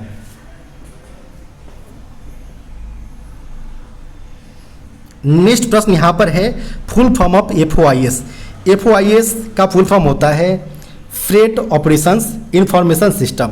यहाँ पर बात करें ऑप्शन नंबर का, तो ऑप्शन नंबर यहाँ पर ए इसका सही उत्तर हो जाएगा, फ्रेट ऑपरेशंस इंफॉर्मेशन सिस्टम। इसके अलावा मैकेनिकल डिपार्टमेंट के अंतर्गत बात करेगा तो FMM यानी फ्रेट मेंटेनेंस मैनेजमेंट, CMMM यानी कोच मेंटेनेंस मैनेजमेंट के तौर पर यूज में लिए जाते हैं। नेक्स्ट प्रश्न यहाँ पर है, how many days of LHAP leave on half average pay can be accumulated to an employ in his service life. एक कर्मचारी अपने सेवा काल में कितने दिनों का LHAP जमा कर सकता है। तो पूरी LHAP की अगर बात करें लीव ऑन हाफ एवरेज पे, तो यह कर्मचारी को प्रत्येक वर्ष 20 की संख्या में प्रत्येक ईयर प्रोवाइड करवाया जाता है, और इसको हम पूरे सर्विस काल में अनलिमिटेड संचय कर सकते हैं, एक्यूमुलेट कर सकते हैं। तो यहाँ पर ऑप्शन नंबर डी इसका सही उत्तर हो जाएगा। 300 जो दिया गया है वह मेनली LAP को हम केवल और केवल 300 संचय कर सकते हैं। यहाँ पर ऑप्शन नंबर डी करेक्ट उत्तर हो जाएगा, अनलिमिटेड। नेक्स्ट प्रश्न यहाँ पर है, in Indian railway IRCA stands for. भारतीय रेलवे के अंतर्गत जो IRCA इसका मतलब क्या होता है, तो IRCA का मतलब होता है इंडियन रेलवे कॉन्फ्रेंस एसोसिएशन। यहाँ पर बात करें ऑप्शन नंबर का, तो ऑप्शन नंबर बी इसका सही उत्तर हो जाएगा।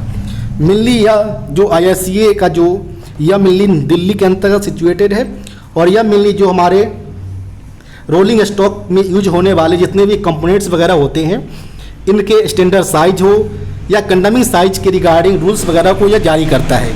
साथ ही साथ इसके अंदर मेनली 4 पार्ट्स होते हैं, जिसमें से पार्ट 3 जो है वो वैगन स्टॉक को रिप्रेजेंट करता है और पार्ट 4 कोचिंग स्टॉक के रिप्रेजेंट करता है। और दोनों पार्ट्स के अंतर्गत मेनली 4 चैप्टर्स है, जिसमें अंतर्गत इसके डिफिनेशंस हो या रिजेक्शन रूल्स वगैरह सारे मेंशन किए गए हैं। नेक्स्ट प्रश्न यहाँ पर है, which one of the following is not a welfare provision under factory act 1948। निम्नलिखित में से कौन सा फैक्ट्री एक्ट 1948 के अंतर्गत एक वेलफेयर प्रोविजन नहीं है? वो यहाँ पर पूछा गया कौन सा वेलफेयर प्रोविजन नहीं है। तो यहाँ पर बात करें कैंटीन, यह एक वेलफेयर प्रोविजन के अंतर्गत आता है। क्रेंचेज ये भी है, फर्स्ट एड भी है। इसके अलावा बात करें अगर तो फैसिलिटी फॉर सिटिंग हो या शेल्टर्स, रेस्ट रूम या लंच रूम हो, ये सारे के सारे welfare provision under factory act के अंतर्गत होता है। लेकिन ड्रिंकिंग वाटर यह इसके अंतर्गत वेलफेयर प्रोविजन के अंतर्गत शामिल नहीं किया गया है।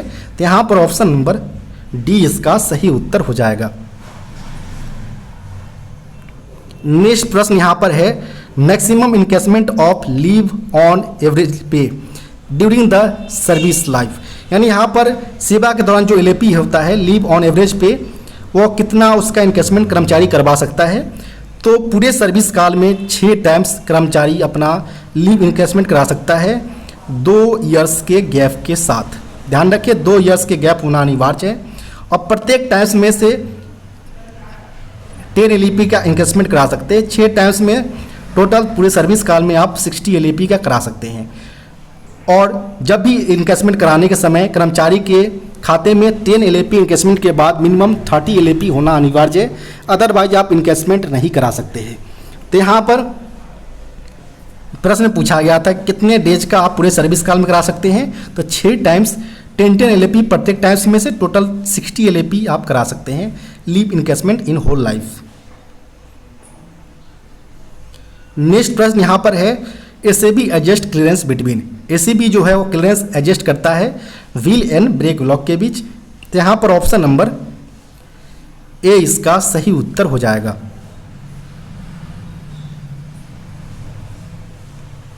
नेक्स्ट प्रश्न यहाँ पर है, what does FRP stands for. FRP का मतलब होता है फाइबर रेनफोर्स्ड प्लास्टिक। यहाँ पर ऑप्शन नंबर बी इसका सही उत्तर होगा। नेक्स्ट प्रश्न यहाँ पर है, what is the purpose of pressure switch. Pressure switch का क्या उद्देश्य है? तो इसका उद्देश्य होता है to actuate anti skid system. Option number यहाँ पर ए करेक्ट उत्तर हो जाएगा। नेक्स्ट प्रश्न यहाँ पर है, which one of the following bear limit is not correctly matched. निम्नलिखित में से कौन सा बियर लिमिट करेक्ट रूप से मैच नहीं किया गया है, वो यहाँ पर पूछे गए हैं। तो यहाँ पर 4 ऑप्शन दिए गए हैं। पहला दिया गया adaptor crown seats. Adaptor crown seat की अगर बात करें तो इसके लिए जो रखा गया है बियर लिमिट वो 3.5 है, जो कि करेक्ट है। सेकेंड यहाँ पर दिया गया एडाप्टर साइड लग्स। एडाप्टर साइड लग की अगर बात करें हम तो इसके लिए जो बियर लिमिट रखा गया है वो 3 mm रखा गया है, जो कि करेक्ट है। थर्ड यहाँ पर बात करें तो एडाप्टर क्राउन लग्स। एडाप्टर क्राउन लग्स के लिए जो यहाँ पर 3 mm दिया गया है, जो कि गलत है। एडाप्टर क्राउन लग के लिए जो बियर लिमिट होता है वह 4 mm होता है। तो यहाँ पर जो पूछा गया था कौन सा करेक्ट नहीं मैच किया गया है, तो यहाँ पर ऑप्शन नंबर सी करेक्ट उत्तर हो जाएगा। इसके अलावा यहाँ पर 4th ऑप्शन दिया गया है एडाप्टर थ्रस्ट शोल्डर, जिसके लिए जो बियर लिमिट है वो 0.7 mm होता है, जो कि करेक्ट मैच किया गया है। नेक्स्ट प्रश्न यहाँ पर है, what is the material of floor seat of box and HL wagon.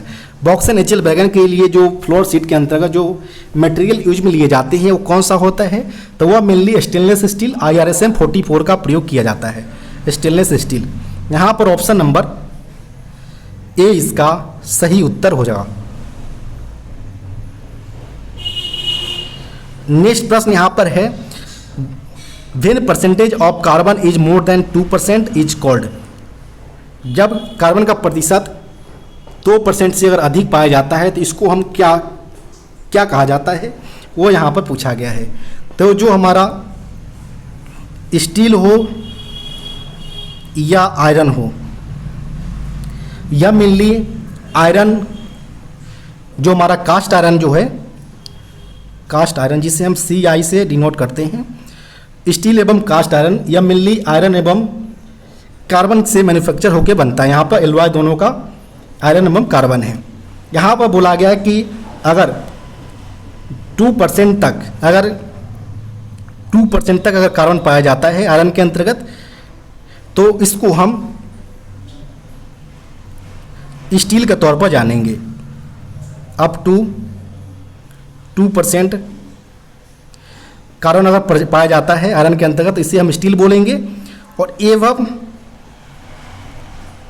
2% अगर 2% से ज़्यादा अगर कार्बन परसेंटेज आयरन के अंतर्गत पाया जाता है, तो इसको हम कास्ट आयरन के तौर पर जानेंगे। और यहाँ पर जो प्रश्न पूछा गया था वो यही पूछा गया था कि more than 2% it is called cast iron, जिसे हम CI से रिप्रेजेंट करते हैं। तो यहाँ पर जो सही उत्तर होगा वो ऑप्शन नंबर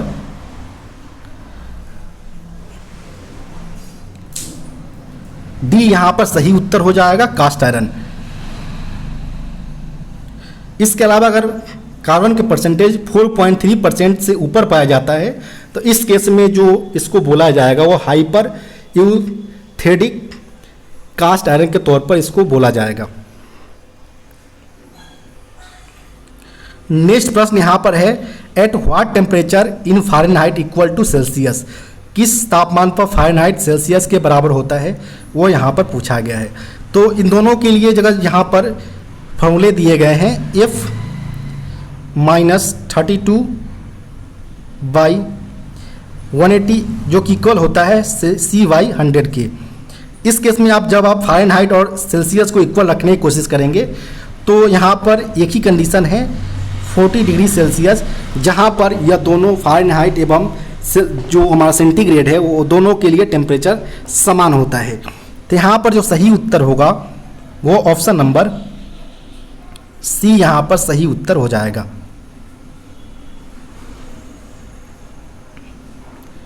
नेक्स्ट प्रश्न यहाँ पर है, what is the full form of IMMIS।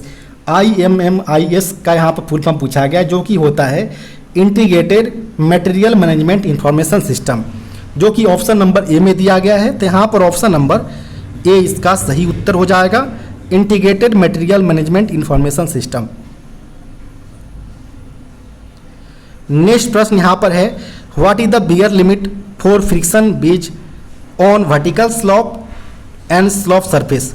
Vertical surface and slope surface के ऊपर जो हमारा फ्रिक्शन बेज का बियर लिमिट होता है वो कितना कितना होता है, वो यहाँ पर पूछा गया है। तो यहाँ पर बात करें वर्टिकल सरफेस के केस में 7 mm होता है, जबकि स्लॉप सरफेस के केस में अगर बात करें हम, तो इस केस में जो फ्रिक्शन बेज का जो बियर लिमिट होता है वो 3 mm होता है। यहाँ पर इस प्रकार के ऑप्शन A में दिया गया है, तो यहाँ पर ऑप्शन नंबर A इसका करेक्ट उत्तर हो जाएगा। नेक्स्ट प्रश्न यहाँ पर है, C क्लास ODC यानी over dimensional consignment shall be moved during. C class ODC का मूवमेंट कब कराया जाना चाहिए, वो यहाँ पर पूछा गया है। तो यहाँ पर हम सिंपली देखेंगे कि जो हमारा ODC होता है, ओवर डायमेंशनल कंसाइनमेंट, इसके नेट क्लियरेंस एवं ग्रॉस क्लियरेंस के आधार पर इनको 3 क्लासेस में क्लासीफाई किया गया है, जिसमें A क्लास, B क्लास एवं C क्लास ODC में रखा गया है। A क्लास ODC का मूवमेंट हम डे एवं नाइट्स विदाउट एस्कॉर्टिंग स्टाफ के साथ करा सकते हैं विथ सेक्शनल स्पीड के साथ, जबकि B क्लास ODC में कुछ रेस्ट्रिक्शन लगाए गए हैं। इसका मूवमेंट हम डे एवं नाइट्स के साथ कराते हैं विथ एस्कॉर्टिंग स्टाफ। इसमें एस्कॉर्टिंग स्टाफ का रिक्वायरमेंट होता है B क्लास ODC के अंतर्गत। साथ ही साथ जो B क्लास ODC का जो मूवमेंट होता है वह केवल और केवल 40 kmph से हम करा सकते हैं मैक्सिमम, जबकि C क्लास ODC के लिए जो मोमेंट का टाइम पीरियड रखा गया वो डे लाइट्स में किया जाएगा with escorting staff with maximum 25 kmph से ज़्यादा हम रन नहीं करा सकते हैं। तो यहाँ पर वही पूछा गया था, C क्लास ODC का मोमेंट हम केवल और केवल डे लाइट्स के दौरान कराएंगे with escorting staff with 25 kmph। यहाँ पर ऑप्शन नंबर A करेक्ट उत्तर होगा। नेक्स्ट प्रश्न यहाँ पर है, the capacity of air reservoir used for braking purpose in LHV coach. LHV coach में जो हम ब्रेकिंग पर्पस के लिए जो हम एयर रिजर्वायर का प्रयोग करते हैं वह 125 लीटर्स का प्रयोग करते हैं। यहाँ पर ऑप्शन नंबर ए इसका सही उत्तर हो जाएगा। नेक्स्ट प्रश्न यहाँ पर है, which of the following options are used to reverse the last action perform by the user in a worksheet. Worksheet में अगर किसी यूजर के द्वारा लास्ट परफॉर्म्ड एक्शन को अगर रिवर्स करना हो तो इसके लिए जो हम की को हम यूज में लेते हैं कीबोर्ड के ऊपर, वो कौन सा लेते हैं? तो जब भी हमारा कोई लास्ट एक्शन को अगर रिवर्स करना हो तो इसके लिए हम सिंपली Ctrl+Z का प्रयोग करते हैं, जिससे हमारा जो लास्ट परफॉर्म्ड जो एक्शन कोई भी होगा वो पुनः वापस हो जाएगा, रिवर्स हो जाएंगे। तो यहाँ पर जो सही उत्तर होगा वो ऑप्शन नंबर डी Ctrl+Z यहाँ पर सही उत्तर होगा। तो यहाँ पर हमारा, इसके अलावा अगर बात करें हम जो Ctrl+A होता है, Ctrl+A का प्रयोग किसी भी डॉक्यूमेंट के अंतर्गत अगर सारे टेक्स्ट को एक साथ सेलेक्ट करना होगा तो Ctrl+A का हम यूज करते हैं। Ctrl+X का प्रयोग हम कोई भी सीट के अंतर्गत जो हमारा सिलेक्टेड टेक्स्ट को कट करने तथा उसे सेव करके किसी भी अन्य जगह पर अगर प्लेस करना होगा तो इसके लिए हम Ctrl+X का प्रयोग करते हैं। इसके अलावा अगर बात करें Ctrl+Y का, तो Ctrl+Y का प्रयोग किसी भी अंडू एक्शन को पुनः उसे करने के लिए हम Ctrl+Y का प्रयोग करते हैं।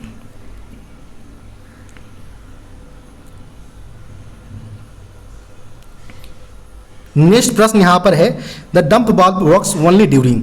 डंप वाल्व केवल वर्क करता है जब व्हील की एक्सल के ऊपर हमारा स्पीड जो है, एक्सल के डिफरेंसेज में अगर स्पीड में अगर डिफरेंस क्रिएट होता है तो उस दौरान ही हमारा डंप वाल्व वर्क करता है। तो यहाँ पर ऑप्शन नंबर सी इसका सही उत्तर होगा। नेक्स्ट प्रश्न यहाँ पर है, brake accelerator is connected with. जो ब्रेक एक्सीलेटर होता है वह मेनली ब्रेक पाइप से कनेक्टेड होता है। यहाँ पर ऑप्शन नंबर ए इसका सही उत्तर होगा। नेक्स्ट प्रश्न यहाँ पर है, the type of fire extinguishers used in AC LHV coaches. AC LHV coaches के अंतर्गत जो फायर एक्सटिंग्विशर्स का प्रयोग किया जाता है वह mainly DCP types, dry chemical powder types का प्रयोग किए जाते हैं। तो यहाँ पर ऑप्शन नंबर बी इसका सही उत्तर होगा। नेक्स्ट प्रश्न यहाँ पर है, यह female railway employee shall be entitled to maternity leave for how many days. एक महिला रेल कर्मचारी कितने दिनों के लिए मातृत्व अवकाश के लिए एलिजिबल होता है? तो इसके लिए जो टाइम पीरियड रखा गया वो 180 डेज का रखा गया है और यह अप टू 2 चाइल्ड्स के केस में यह ले सकते हैं। तो यहाँ पर ऑप्शन नंबर जो होगा वो ऑप्शन नंबर डी 180 डेज यहाँ पर सही उत्तर होगा। नेक्स्ट प्रश्न यहाँ पर है, break journey is not permitted in case of. जो ब्रेक जर्नी होता है वो किस केस में परमिट नहीं किए जाते हैं? तो जब भी कोई सेटलमेंट पास जारी किया जाता है तो इस केस में ब्रेक जर्नी के लिए परमिट नहीं किया जाता है। तो यहाँ पर ऑप्शन नंबर सी इसका सही उत्तर हो जाएगा।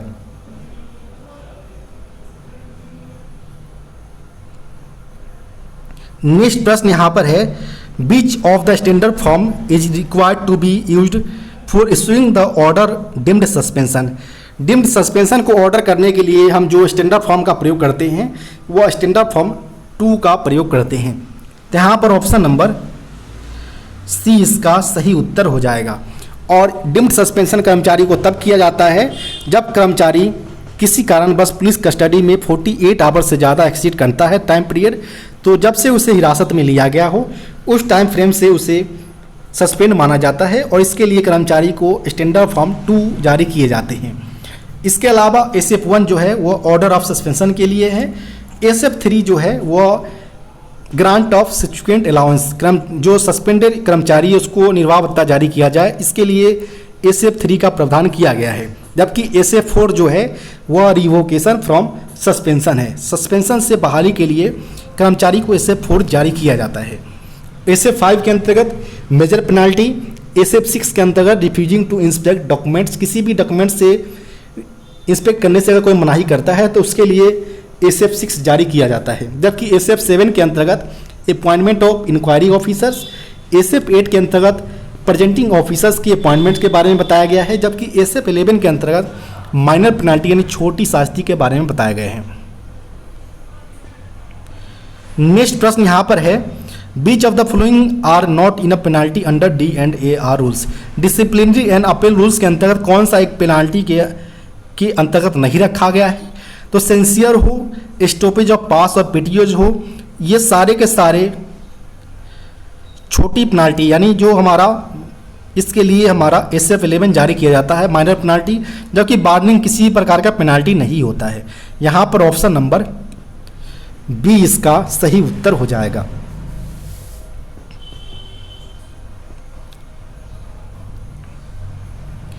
नेक्स्ट प्रश्न यहाँ पर है, inquiry is not mandatory under which rule of disciplinary and appeal rules 1968।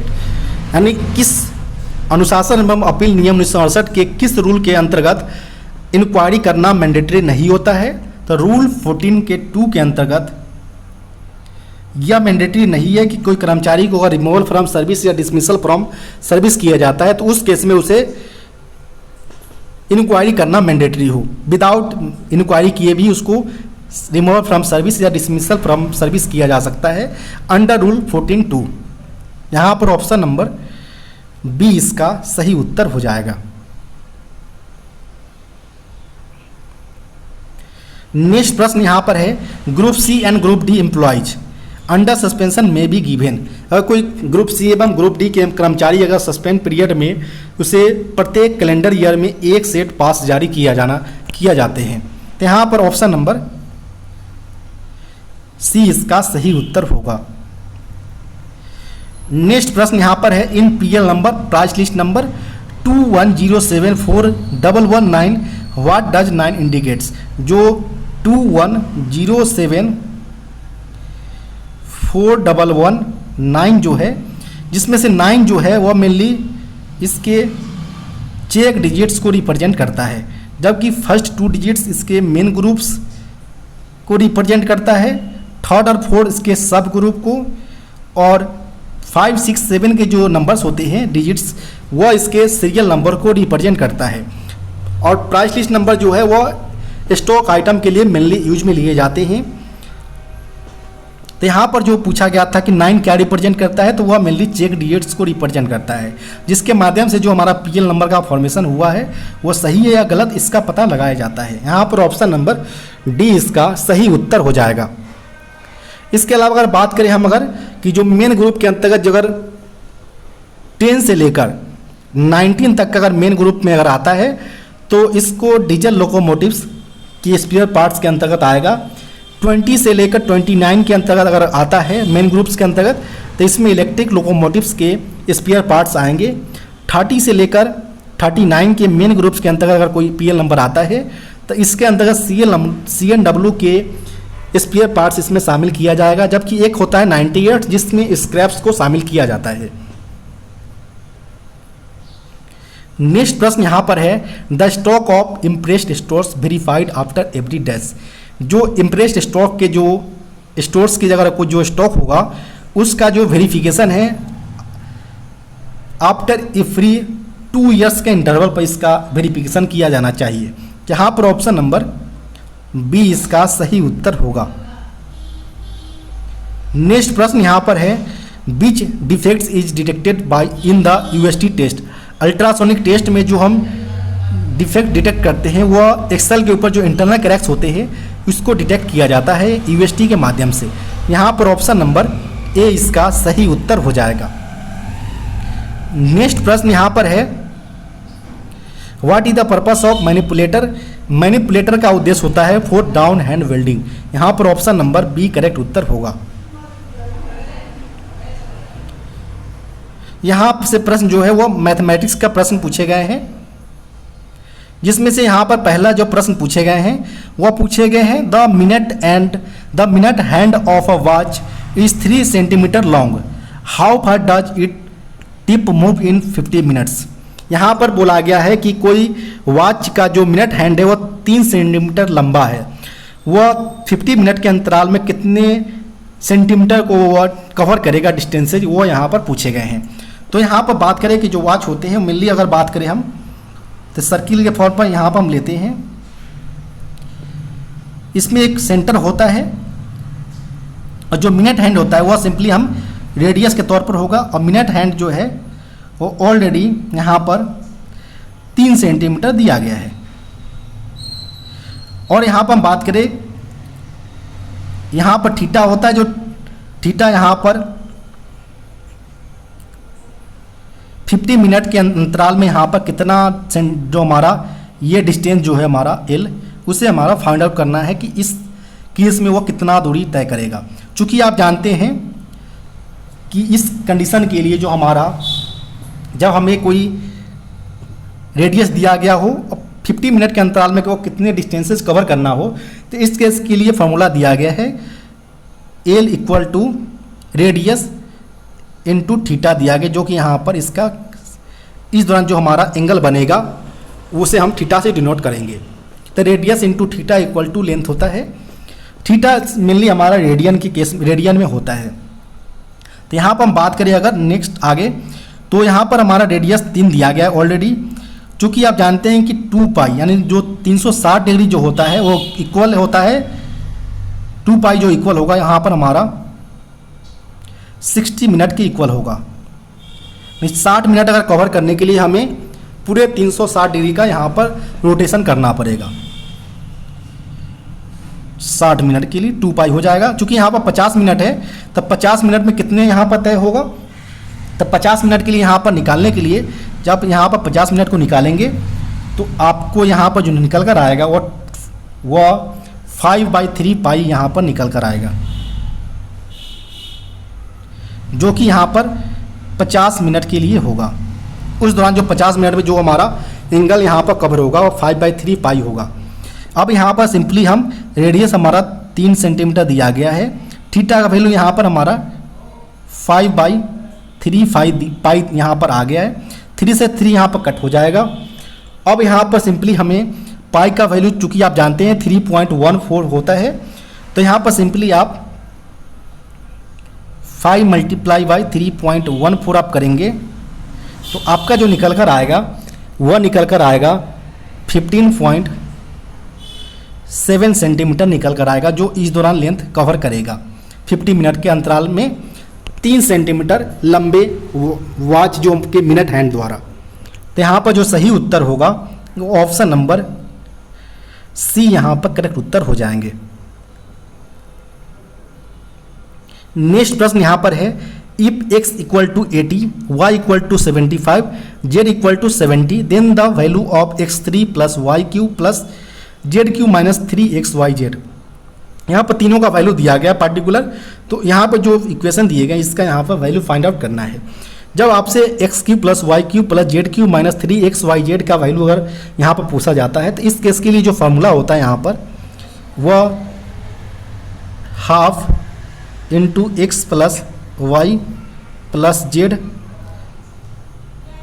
बड़ा ब्रैकेट के अंतर्गत हमारा सिंपली x माइनस वाई का whole square plus y minus z का whole square plus z minus x का होल स्क्वायर यहाँ पर simply होगा।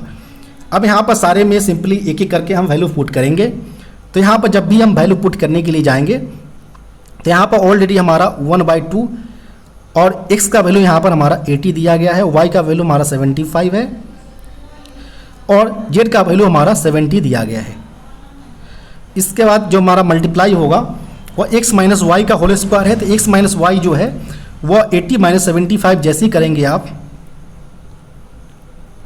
का होल स्क्वायर यहाँ पर हो जाएगा प्लस y माइनस जेड का स्क्वायर यानी 75 माइनस 70 का होल स्क्वायर प्लस यहाँ पर 70 माइनस 80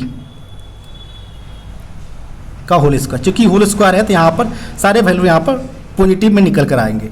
जब सारे वैल्यू को आप यहाँ पर निकालने की कोशिश करेंगे तो यहाँ पर आपका 225 और यहाँ पर जो वैल्यू निकल कर आएगा वो आपका 150 निकल कर आएगा। यहाँ पर सिंपली 75 टाइम में कट हो जाएगा और 225 को जब आप 75 से मल्टीप्लाई करेंगे तो 16,875 यहाँ पर निकल कर वैल्यू आएगा, जो कि x³ plus y plus z minus 3xyz के केस में यहाँ पर वैल्यू होगा। यहाँ पर इस प्रकार का वैल्यू जो है वो ऑप्शन नंबर सी में दिया गया है, तो यहाँ पर ऑप्शन नंबर सी करेक्ट उत्तर हो जाएगा।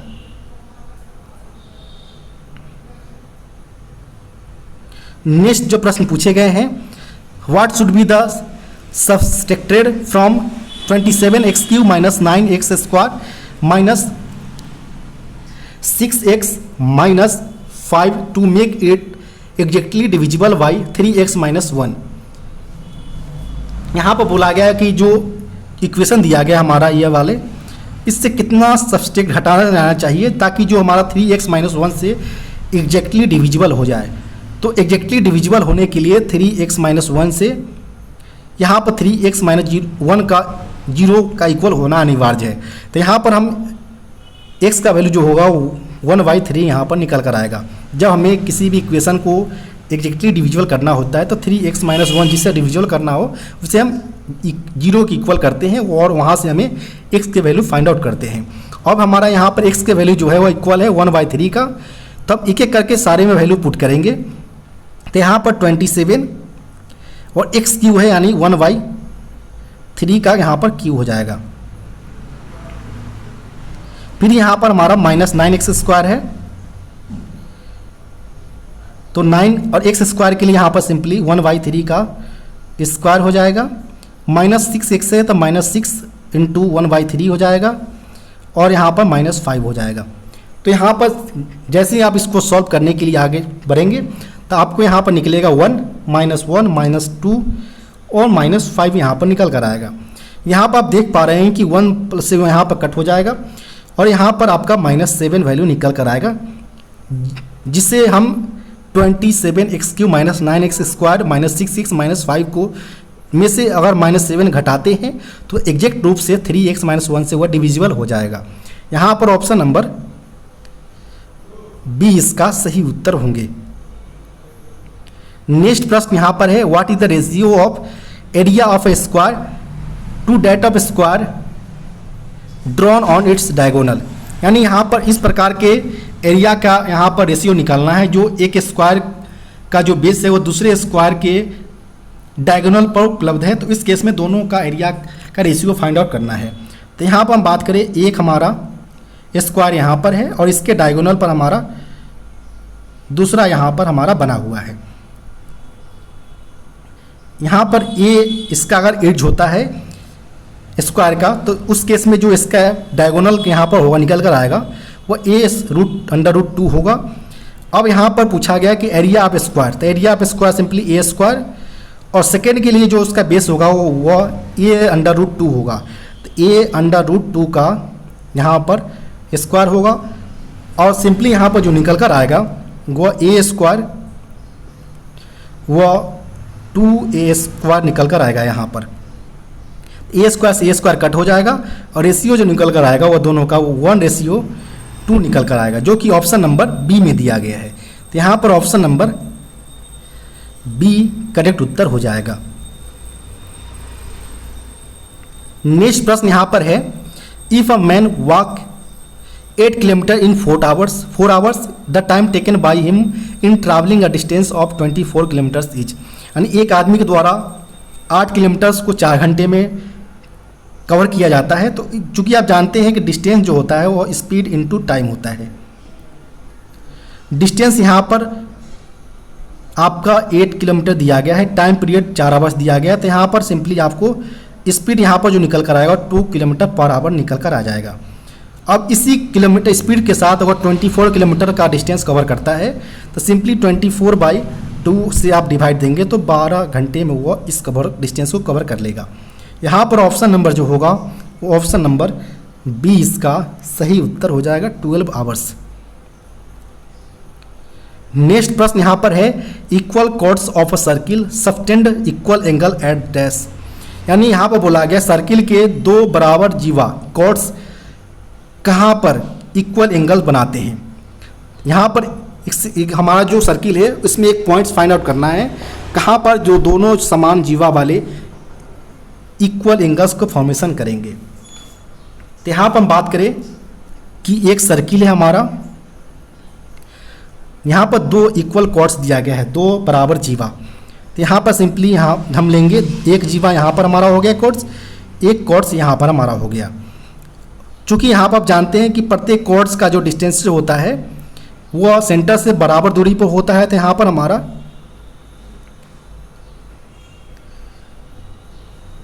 तो यहाँ पर हम डिनोट कर देंगे, सेंटर को हम ओ से डिनोट करेंगे। अब यहाँ पर हमारा जो निकल कर आएगा वो ए और बी, यहाँ पर एक कॉर्ड जीवा हो गया, सेकेंड जो कॉर्ड्स हो गया वो हमारा सी एवं डी हो गया। अब यहाँ पर हम देखेंगे जो हमारा एस जो कॉन्ग्रुएंसी रूल्स जो होता है मैथमेटिक्स के अंतर्गत, इसका यहाँ पर अप्लाई अगर करते हैं तो सिंपली जानते हैं यहाँ पर बी ओ रेडियस है वो इक्वल होगा हमारा ओ सी के रेडियस के, और ए ओ जो हमारा रेडियस है वो इक्वल होगा हमारा ओ डी के। और तीसरा जो कंडीशन दिया गया है हमारा कि दोनों कॉर्ड्स यानी ए बी कॉर्ड्स और सी डी कॉर्ड्स वह एज पर क्यूचंस दोनों इक्वल बताया गया है पहले से ही। जब हमारा एस कॉन्ग्रुएंसी रूल्स अगर यहाँ पर अप्लाई होता है, जिस केस में हमारा तीनों दो ट्रायंगल्स का तीनों जो किनारा जो हमारा भुजा है वो इक्वल होता है दोनों ट्रायंगल्स के, तो इस केस में हमारा उसके बने हुए एंगल जो होंगे वो इक्वल होंगे। तो यहाँ पर जो हमारा एंगल फॉर्मेशन होगा सेंटर के पास वो हमारा इक्वल यहाँ पर हो जाएगा, यानी यहाँ पर थीटा डिग्री का फॉर्मेशन अगर होता है तो यहाँ भी थीटा डिग्री का फॉर्मेशन होगा, क्योंकि यहाँ पर दोनों ट्रायंगल्स का जो तीनों किनारा है वो तीनों एक दूसरे से इक्वल है। तो अब यही प्रश्न पूछा गया कि दो सर्किल के जो दो कॉर्ड्स है बराबर वो कहाँ पर इक्वल एंगल बनाएंगे, तो वो सेंटर के पास वो इक्वल एंगल बनाएंगे। तो यहाँ पर जो सही उत्तर होगा वो ऑप्शन नंबर बी सेंटर यहाँ पर सही उत्तर हो जाएगा। नेक्स्ट प्रश्न यहाँ पर है which of the following numbers is divisible by 9। निम्नलिखित में से कौन सा नंबर 9 से डिविजिबल है। 9 से डिविजिबल होने के लिए यह कंडीशन होता है कि जितने जो भी नंबर हमारा दिया गया है उसका समेशन हमें 9 से डिविजिबल होना चाहिए, तभी जाकर वो नंबर्स पार्टिकुलरली 9 से डिविजिबल होंगे। तो हम यहाँ पर पहले अंक को अगर सारे नंबर्स को अगर ऐड करते हैं तो इस केस से हमारा 34 निकल कर आएगा, जो कि यहाँ पर हमारा डिविजिबल 9 से नहीं होगा। सेकेंड अगर बात करें अगर सेकेंड वाले नंबर्स को सारे को ऐड करते हैं तो इसका समेशन हमारा 32 आएगा, जो कि 9 से डिविजिबल नहीं है। इसके अलावा अगर बात करें हम फोर्थ ऑप्शन का, इसके सारे नंबर्स को ऐड करेंगे तो 30 की संख्या निकल कर आएगा, जो कि 9 से डिविजिबल नहीं है। जबकि यहाँ पर हम बात करें अगर जो कि 4C ऑप्शंस का, तो इसके नंबर्स को जब आप ऐड करेंगे तो आपका 36 निकल कर आएगा, जो कि डिविजिबल बाई 9 है। 9 से यहाँ पर कट जाएगा, तो इस प्रकार यहाँ पर ऑप्शन सी प्रॉपर डिविजिबल होगा 9 से। नेक्स्ट प्रश्न यहाँ पर है a circular plots covers an area of 154 centimetre square, how much long wires is required for fencing the plots. यहाँ पर एक वृत्ताकार प्लॉट्स जिसका एरिया 154 सेंटीमीटर दिया गया है। तो एक वृत्ताकार प्लॉट है जिसका रेडियस अगर आर हम लेते हैं, सेंटर हमारा ओ रहेगा, तो पाई जो एरिया होता है वो पाई आर स्क्वायर इक्वल होगा 154 सेंटीमीटर स्क्वायर का। यहाँ पर पाई का वैल्यू जो होता है वह 22/7 हम यहाँ पर पुट करेंगे, आर का स्क्वायर हमारा इक्वल होगा 154 का। यहाँ पर 22 को 7 टाइम्स में हमारा 154 कट जाएगा, आर स्क्वायर जो है वो हमारा 7 × 7 है। तो यहाँ पर हमारा जो वैल्यू निकल कर आएगा आर का वो हमारा 7 सेंटीमीटर निकल कर आएगा। अब यहाँ पर बोला गया है कि how much long wire is required for fencing the plot. जब किसी भी सर्कुलर प्लॉट्स को अगर फेंसिंग करना होगा तो इस केस में हमें जो इक्वल होता है फेंसिंग का लेंथ जो इक्वल होगा वह पेरीमीटर ऑफ सर्किल के इक्वल होगा। सर्कमफ्रेंस जो होता है सर्किल का परिधि उसके इक्वल होगा। चूँकि यहाँ पर रेडियस हमारा 7 सेंटीमीटर ऑलरेडी दिया गया है और सर्कमफ्रेंस जो होता है सर्किल का वो 2πr होता है। तो यहाँ पर सिंपली 2 × 22/7 पाई का वैल्यू हो जाएगा। आर यहाँ पर 7 ऑलरेडी दिया गया है, 7 से 7 कट हो जाएगा, जो इसका परिधि निकल कर आएगा फेंसिंग का लेंथ प्लॉट्स को यहाँ पर फेंसिंग करने के लिए वह 44 सेंटीमीटर निकल कर आएगा। यहाँ पर ऑप्शन नंबर जो होगा ऑप्शन नंबर 44 सेंटीमीटर यहाँ पर एक ही यहाँ पर है, यहाँ पर ध्यान रखें, यहाँ पर 44 सेंटीमीटर होना चाहिए, जो कि यहाँ पर मीटर दिया गया है। फिर भी यहाँ पर आप ऑप्शन ले सकते हैं क्योंकि सारे ऑप्शन में मीटर का यहाँ पर दिए गए हैं। नेक्स्ट प्रश्न यहाँ पर है the largest 4 digit number which is perfect cube. चूँकि आप जानते हैं कि सबसे 4 अंकों का सबसे बड़ा नंबर जो होता है वो 4 टाइम 9 हो जाएगा, लेकिन इसमें से बोला गया कि यह एक परफेक्ट क्यूब होना चाहिए। तो परफेक्ट क्यूब होने के लिए यहाँ पर सबसे जो 4 डिजिट का सबसे बड़ा नंबर्स होता है जो परफेक्ट क्यूब हो वो होता है 9261। यह सिंपली जो होता है वह 21 का क्यूब होता है। जब आप 21 के क्यूब करेंगे तो यह आपको निकल कर आएगा 9261, जो कि 4 डिजिट्स नंबर का सबसे लार्जेस्ट परफेक्ट क्यूब वाले नंबर है। यहाँ पर ऑप्शन नंबर बी इसका सही उत्तर हो जाएगा।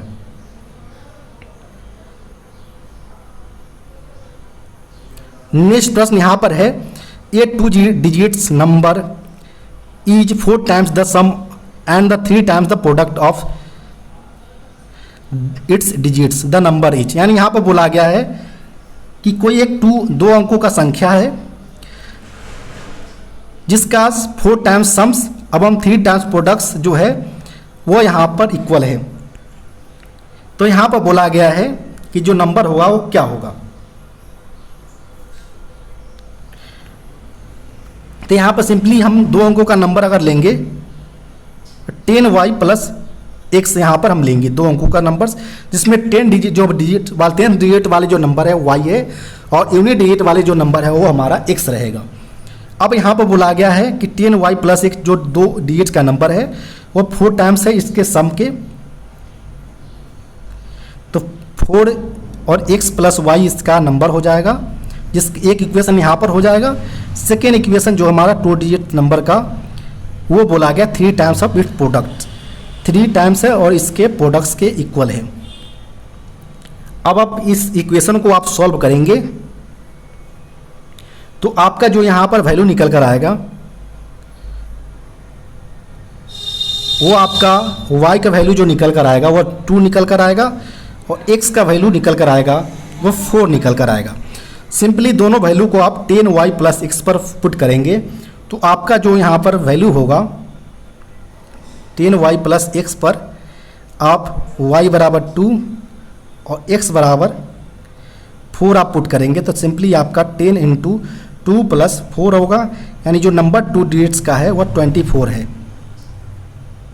तो यहाँ पर जो नंबर होगा ऑप्शन वो simply 24, option number B correct उत्तर हो जाएगा। नेक्स्ट प्रश्न यहाँ पर है the product of Anil's age 5 years ago with his 9 years later is 15, the present age of Anil is dash. यानी यहाँ पर बोला गया है कि अनिल का प्रेजेंट एज फाइंड आउट करना है जब उसका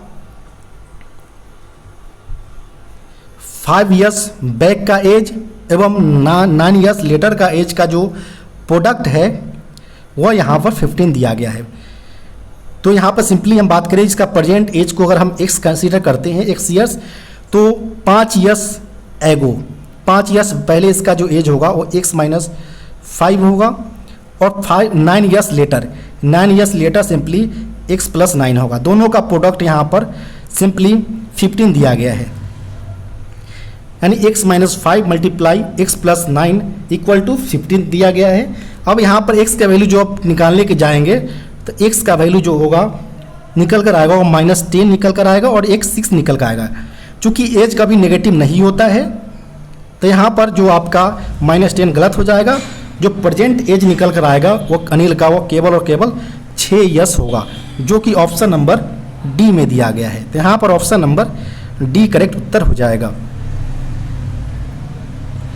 नेक्स्ट जो प्रश्न पूछे गए हैं वो पूछे गए हैं 512 का जो पावर दिया गया है वो -3/9 दिया गया है। -3/9 यानी 1/3 हो जाएगा। चूँकि 512 का जो यहाँ पर 8 का क्यू हम लिख सकते हैं और यहाँ पर जो होगा -1/3 यहाँ पर हो जाएगा।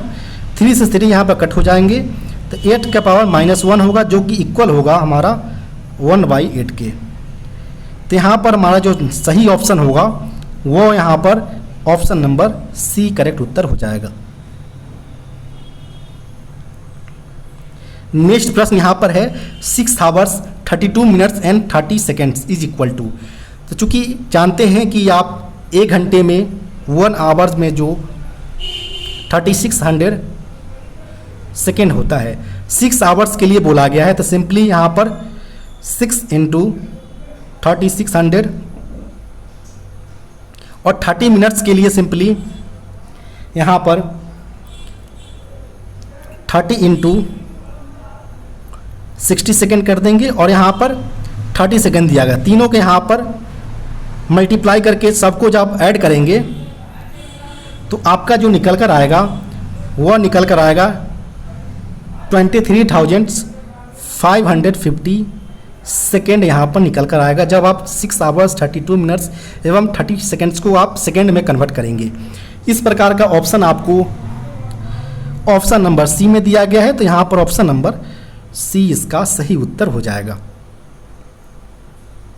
नेक्स्ट प्रश्न यहाँ पर है a fraction becomes 1/3 when 1 is subtracted from the nominator and it becomes 1/4 when 8 is added to its denominator the fraction obtained is. यहाँ पर बोला कोई एक फ्रैक्शन है, जब उसके नोमिनेटर यानी अंश से 1 घटाया जाता है तो उसका रिजल्ट 1/3 हो जाता है। जब उसके डिनोमिनेटर यानी हर से 8 यहाँ पर ऐड किया जाता है तो उसका जो फ्रैक्शन है 1/4 यहाँ पर बन जाता है। तो इस केस में यहाँ पर फ्रैक्शन यहाँ पर फाइंड आउट करना है कौन सा यहाँ पर फ्रैक्शन होगा। तो इस प्रकार के प्रश्न को फ्रैक्शन की अगर बात करें हम, तो x बाई आप y ले लें तो एक इक्वेशन जो निकल कर आएगा कि x में से अगर 1 घटाया जाता है तो इसका रिजल्ट जो है वो 1/3 आ जाता है। तो एक इक्वेशन यहाँ पर ये फॉर्म होके आएगा। सेकेंड इक्वेशन की अगर बात करें कि डिनोमिनेटर में 8 ऐड किया जाता है जो कि इक्वल हो जाता है सिंपली 1/4 के। एक इक्वेशन यहाँ पर है, तो यहाँ पर आप या तो इक्वेशन को सॉल्व कर ले तो यहाँ पर आपका x और y का वैल्यू यहाँ पर निकल जाएगा, या तो आप बाई ऑप्शन एक एक करके यहाँ पर घटाकर और 8 को पुट करके यहाँ पर देख सकते हैं। जब इस प्रकार की इक्वेशन को आप सॉल्व करेंगे तो आपका जो निकल कर आएगा वह x का वैल्यू निकल कर आएगा आपका वो 5 निकल कर आएगा और y का वैल्यू जो निकल कर आएगा वह 12 निकल कर आएगा। तो इस प्रकार जो इक्वेशन यहाँ पर हो जाएगा वह 5/12 हो जाएगा, जो कि ऑप्शन नंबर सी में दिया गया है। तो यहाँ पर ऑप्शन नंबर सी इसका करेक्ट उत्तर हो जाएगा। नेक्स्ट प्रश्न यहाँ पर है by selling a basket for Rs 19.50 rupees a shopkeeper gains 30%, for how much should be sell it to gain 40%। यानी कोई एक शॉपकीपर है, एक बास्केट को 19 रुपये 50 पैसे में बेचता है तो उसे 30% का प्रॉफिट होता है। अगर उसे 40% प्रॉफिट गेन करने के लिए उसे कितने रुपए पे बेचना चाहिए वो यहाँ पर पूछा गया है। तो यहाँ पर सिंपली अगर बात करें हम 30% गेन होता है जब उसे 19 रुपये 50 पैसे पर उसे बेचता है। तो 140% यानी 40% गेन करने के लिए उसे कितना होगा, तो 140 मल्टीप्लाई बाई 19.50 बाई 130। आप ये वाली इक्वेशन जब आप सॉल्व करेंगे तो आपका यहाँ पर वैल्यू निकल कर आ जाएगा, जो कि निकल कर आएगा यहाँ पर वह 21 रुपीज़ निकल कर आएगा। जब उस 21 रुपये पर बेचेगा तो उसके लिए जो प्रॉफिट गेन होगा वो 40% होगा। यहाँ पर ऑप्शन नंबर ए इसका सही उत्तर हो जाएंगे।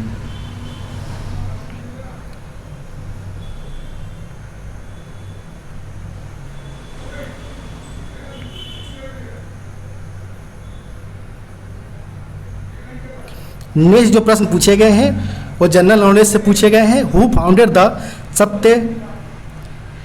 सत्यशोधक समाज इन एडी 1873, यानी 1873 में सत्यशोधक समाज का स्थापना किसने किया था। तो सत्यशोधक समाज की स्थापना की अगर बात करें तो यह ज्योतिबा फुले के द्वारा 18 सितंबर 1873 में किया गया था। तो यहाँ पर जो होगा वो ऑप्शन नंबर डी इसका सही उत्तर हो जाएगा। नेक्स्ट प्रश्न यहाँ पर है who was famous as the frontier Gandhi. Frontier Gandhi के रूप में कौन फेमस थे? तो फ्रंटियर गांधी के रूप में खान अब्दुल गफ्फार खान फेमस थे। तो यहाँ पर ऑप्शन नंबर सी इसका सही उत्तर हो जाएगा।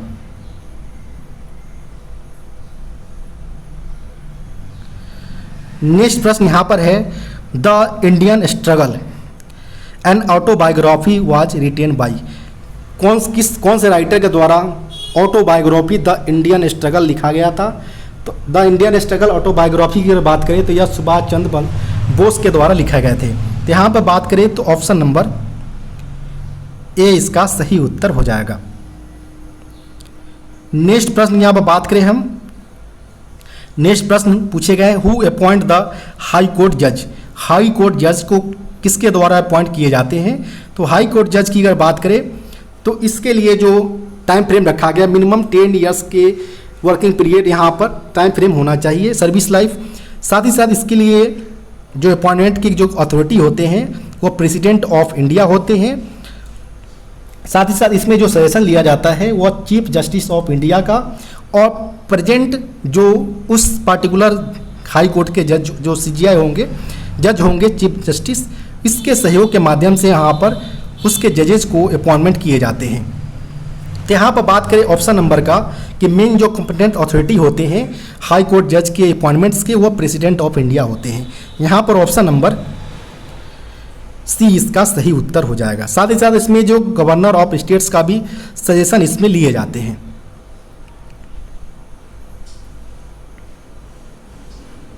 नेक्स्ट प्रश्न यहाँ पर है, the headquarter of WHO। WHO का अगर बात करें फुल फॉर्म का तो यह वर्ल्ड हेल्थ ऑर्गेनाइजेशन होता है, और इसका हेडक्वार्टर की अगर बात करें तो जिनेवा स्विट्जरलैंड में इसका हेडक्वार्टर बनाया गया है। तो यहाँ पर बात करें ऑप्शन नंबर का तो ऑप्शन नंबर ए जिनेवा स्विट्जरलैंड इसका सही उत्तर हो जाएगा। और प्रत्येक वर्ष WHO के रूप में यहाँ पर वर्ल्ड हेल्थ डे मनाया जाता है 7 अप्रैल को,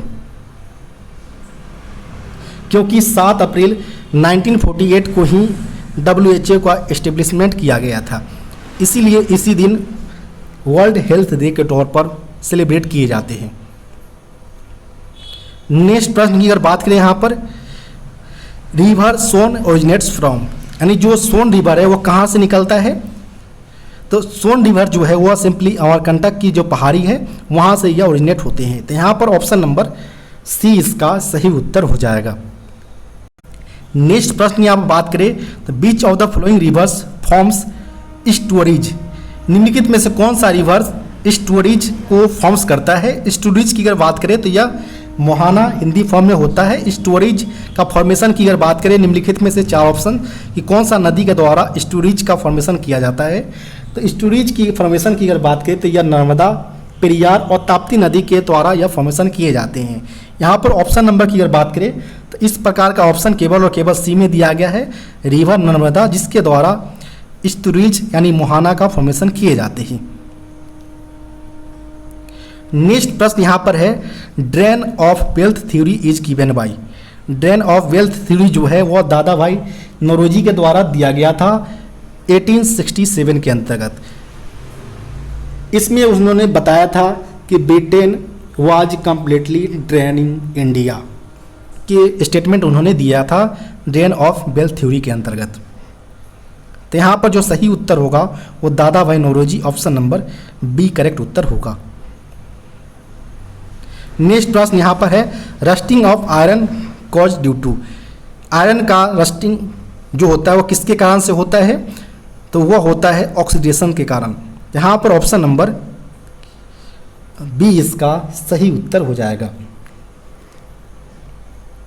इसको प्रिवेंट करने के लिए हम जिंक का प्रयोग करते हैं। नेक्स्ट प्रश्न यहाँ पर है, on which river Sardar Sarovar is built. किस नदी के ऊपर सरदार सरोवर डैम का फॉर्मेशन किया गया है? तो सरदार सरोवर डैम की अगर बात करें हम तो यह नर्मदा रिवर के ऊपर बनाया गया है, जो कि गुजरात स्टेट के अंतर्गत है। तो यहाँ पर ऑप्शन नंबर जो होगा ऑप्शन नंबर बी इसका सही उत्तर होगा। नेक्स्ट प्रश्न यहाँ पर है, what is the full form of SMPS। SMPS का फुल फॉर्म क्या है? SMPS का फुल फॉर्म होता है स्विच्ड मोड पावर सप्लाई, यानी कोई भी अगर हमें पावर सप्लाई इफिशिएंटली अगर कन्वर्ट करना हो तो इसके लिए हम SMPS यानी स्विच्ड मोड पावर सप्लाई का प्रयोग करते हैं। तो यहाँ पर जो सही उत्तर होगा वो ऑप्शन नंबर सी इसका सही उत्तर हो जाएगा।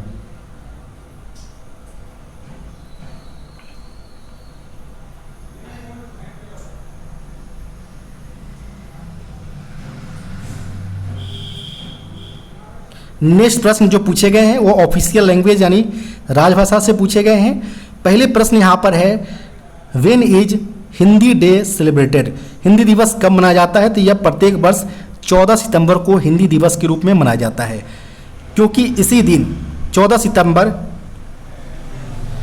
1949 को भारतीय संविधान द्वारा हिंदी को एज ए ऑफिशियल लैंग्वेज के तौर पर अपनाया गया था।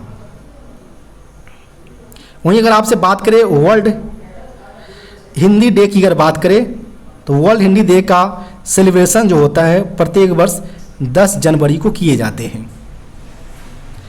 नेक्स्ट प्रश्न यहाँ पर है the official language of union shall be Hindi, the constitution assembly Passage the resolutions on, यानी संघ की राजभाषा हिंदी होगी। यह प्रस्ताव संविधान सभा ने कब पारित किया था? तो यह जो रिजोल्यूशंस है संविधान सभा द्वारा वह 14 सितंबर 1949 को पारित किया गए थे। तो यहाँ पर जो सही उत्तर होगा वो ऑप्शन नंबर सी इसका सही उत्तर हो जाएगा। नेक्स्ट प्रश्न यहाँ पर है which of the following documents are not come under section 33। Section 33 जो है ऑफिशियल लैंग्वेज एक्ट 1963 के पार्ट्स, इसके अंतर्गत इसका जो प्रभाव में लाया गया था वह 26 जनवरी 1965 को यह प्रभाव में आया था, इफेक्ट में आया था। इसके अंतर्गत मेनली 14 डॉक्यूमेंट्स के बारे में बात किया गया है जो कि bilingual Hindi and English format में उपलब्ध है। अब यहाँ पर पूछा गया जो 14 डॉक्यूमेंट्स जो बताया गया है अंडर सेक्शन 33 के अंतर्गत, इसमें से कौन सा एक डॉक्यूमेंट्स 4 ऑप्शन में से नहीं है? तो मेनली जो हम बात करें 14 डॉक्यूमेंट्स के अंतर्गत इसमें हमारा resolutions, notification, notices, tenders, general orders, licences एवं परमिटेड, कॉन्ट्रैक्ट एंड अग्रीमेंट, ये सारे जो कि हमारा लगभग बताए गए हैं डॉक्यूमेंट के अंतर्गत। यहाँ पर हम ऑप्शन के अनुसार चले अगर तो ऑप्शन में यहाँ पर सिंपली नोटिफिकेशन बताया गया है, टेंडर भी बताया गया डॉक्यूमेंट के अंतर्गत, नोटिसेस भी है, जबकि इन्विटेशंस के बारे में यहाँ पर किसी प्रकार का नहीं बताया गया है। तो यहाँ पर ऑप्शन नंबर डी करेक्ट उत्तर हो जाएगा। नेक्स्ट प्रश्न यहाँ पर है how often should be the official language implementation committee OLIC in the office in the year, यानी राजभाषा कार्यान्वयन समिति का बैठक कार्यालय में एक वर्ष में कितनी बार होता है? तो यहाँ पर बात करें कि एक साल में पूछा गया, चूँकि official language implementation committee once in 03 month के अंतराल में एक बार इसका मीटिंग कराया जाता है। चूँकि वार्षिक स्तर पर एक ईयर में पूछा गया तो प्रत्येक वर्ष में 4 बार यह मनाया जाएगा, मीटिंग कंडक्ट करवाया जाएगा। तो यहाँ पर ऑप्शन नंबर 4 टाइम्स इसका सही उत्तर हो जाएगा, ऑप्शन नंबर डी। नेक्स्ट प्रश्न यहाँ पर है who is responsible for the implementation of official language in any office, किसी भी ऑफिस में ऑफिशियल लैंग्वेज के इम्प्लीमेंटेशन के लिए जो रिस्पॉन्सिबल होते हैं वह होते हैं head of the office. Office के जो हेड होंगे वह इसके इम्प्लीमेंटेशन के लिए रिस्पॉन्सिबल होते हैं। यहाँ पर ऑप्शन नंबर सी करेक्ट उत्तर होगा। नेक्स्ट प्रश्न यहाँ पर है in which article of the constitutions instructions have been given for the development of Hindi language, संविधान के किस अनुच्छेद में हिंदी भाषा के विकास के लिए इंस्ट्रक्शंस दिए गए हैं? तो यह दिया गया है डायरेक्टिव डेवलपमेंट ऑफ हिंदी की अगर बात करें तो यह आर्टिकल 351 में बताया गया है। यहाँ पर ऑप्शन नंबर ए इसका सही उत्तर हो जाएगा। इसके अलावा अगर बात करें हम तो आर्टिकल 343 के अंतर्गत official language of the union के बारे में बताया गया है, जबकि आर्टिकल 344 के अंतर्गत अगर बात करें तो ऑफिशियल लैंग्वेज ऑन कमीशन एवं कमिटी ऑफ पार्लियामेंट के बारे में बताया गया है। नेक्स्ट प्रश्न यहाँ पर बात करें हम तो according to which rule of official language reply to letters received in Hindi will be given in Hindi, यानी यहाँ पर बोला गया कि जो ऑफिशियल लैंग्वेज रूल्स 1970 जो लाया गया था, इसके अंतर्गत टोटल 12 रूल्स के बारे में बताया गया है। और यह जो ऑफिशियल लैंग्वेज रूल्स 1976 जो आया था 76, या 17 जुलाई 1976 को यह प्रभाव में आया था, इफेक्ट में आया था। इसके अंतर्गत टोटल 12 रूल्स में से कौन सा रूल्स जो है जिसके अंतर्गत लेटर कोई हिंदी में रिसीव होता है तो इसका जवाब हिंदी में दिया जाना चाहिए या दिए जाएंगे, यह रूल 5 के अंतर्गत बताया गया है। तो यहाँ पर जो सही उत्तर होगा वो ऑप्शन नंबर डी इसका सही उत्तर होगा। नेक्स्ट प्रश्न यहाँ पर है, how many members of Lok Sabha are there in the parliamentary official language committee. संसदीय राजभाषा समिति में लोकसभा के कितने सदस्य होते हैं? तो पार्लियामेंट्री कमेटी में टोटल 30 मेंबर्स होते हैं। 20 मेंबर्स लोकसभा से और 10 मेंबर्स जो होते हैं वो फ्रॉम राज्यसभा से होते हैं। और इसके चेयरमैन होते हैं वो सेंट्रल होम मिनिस्टर इसके चेयरमैन होते हैं। यहाँ पर प्रश्न लोकसभा से मेंबर पूछे गए थे तो ओनली 20 मेंबर्स अवेलेबल होंगे out of 30 members from Lok Sabha. यहाँ पर ऑप्शन नंबर सी करेक्ट उत्तर हो जाएगा। नेक्स्ट प्रश्न यहाँ पर बात करें तो नेक्स्ट जो प्रश्न पूछे गए हैं, to whom does the official language commission submit its recommendation. राजभाषा आयोग अपनी सिफारिशें किसे प्रस्तुत करता है? तो वह प्रेसिडेंट ऑफ इंडिया को अपना रिकमेंडेशंस प्रस्तुत करते हैं। तो यहाँ पर ऑप्शन नंबर बी करेक्ट उत्तर हो जाएगा। नेक्स्ट प्रश्न यहाँ पर है, which Hindi font is use in Unicode. Unicode में कौन सा हिंदी फॉन्ट्स का प्रयोग किया जाता है? तो इसमें मंगल फॉन्ट्स का यहाँ पर प्रयोग किए जाते हैं। तो यहाँ पर ऑप्शन नंबर ए इसका सही उत्तर होगा। आपको वीडियो कैसा लगा कमेंट बॉक्स में बताना न भूलें। साथ ही साथ वीडियो को लाइक एवं चैनल को सब्सक्राइब करना न भूलें। अगर आपके पास भी कोई ऐसा पेपर है जिसका आप सॉल्यूशन चाहते हो, डिस्क्रिप्शन बॉक्स में दिए गए व्हाट्सएप नंबर पर अपना पेपर भेज सकते हैं। धन्यवाद।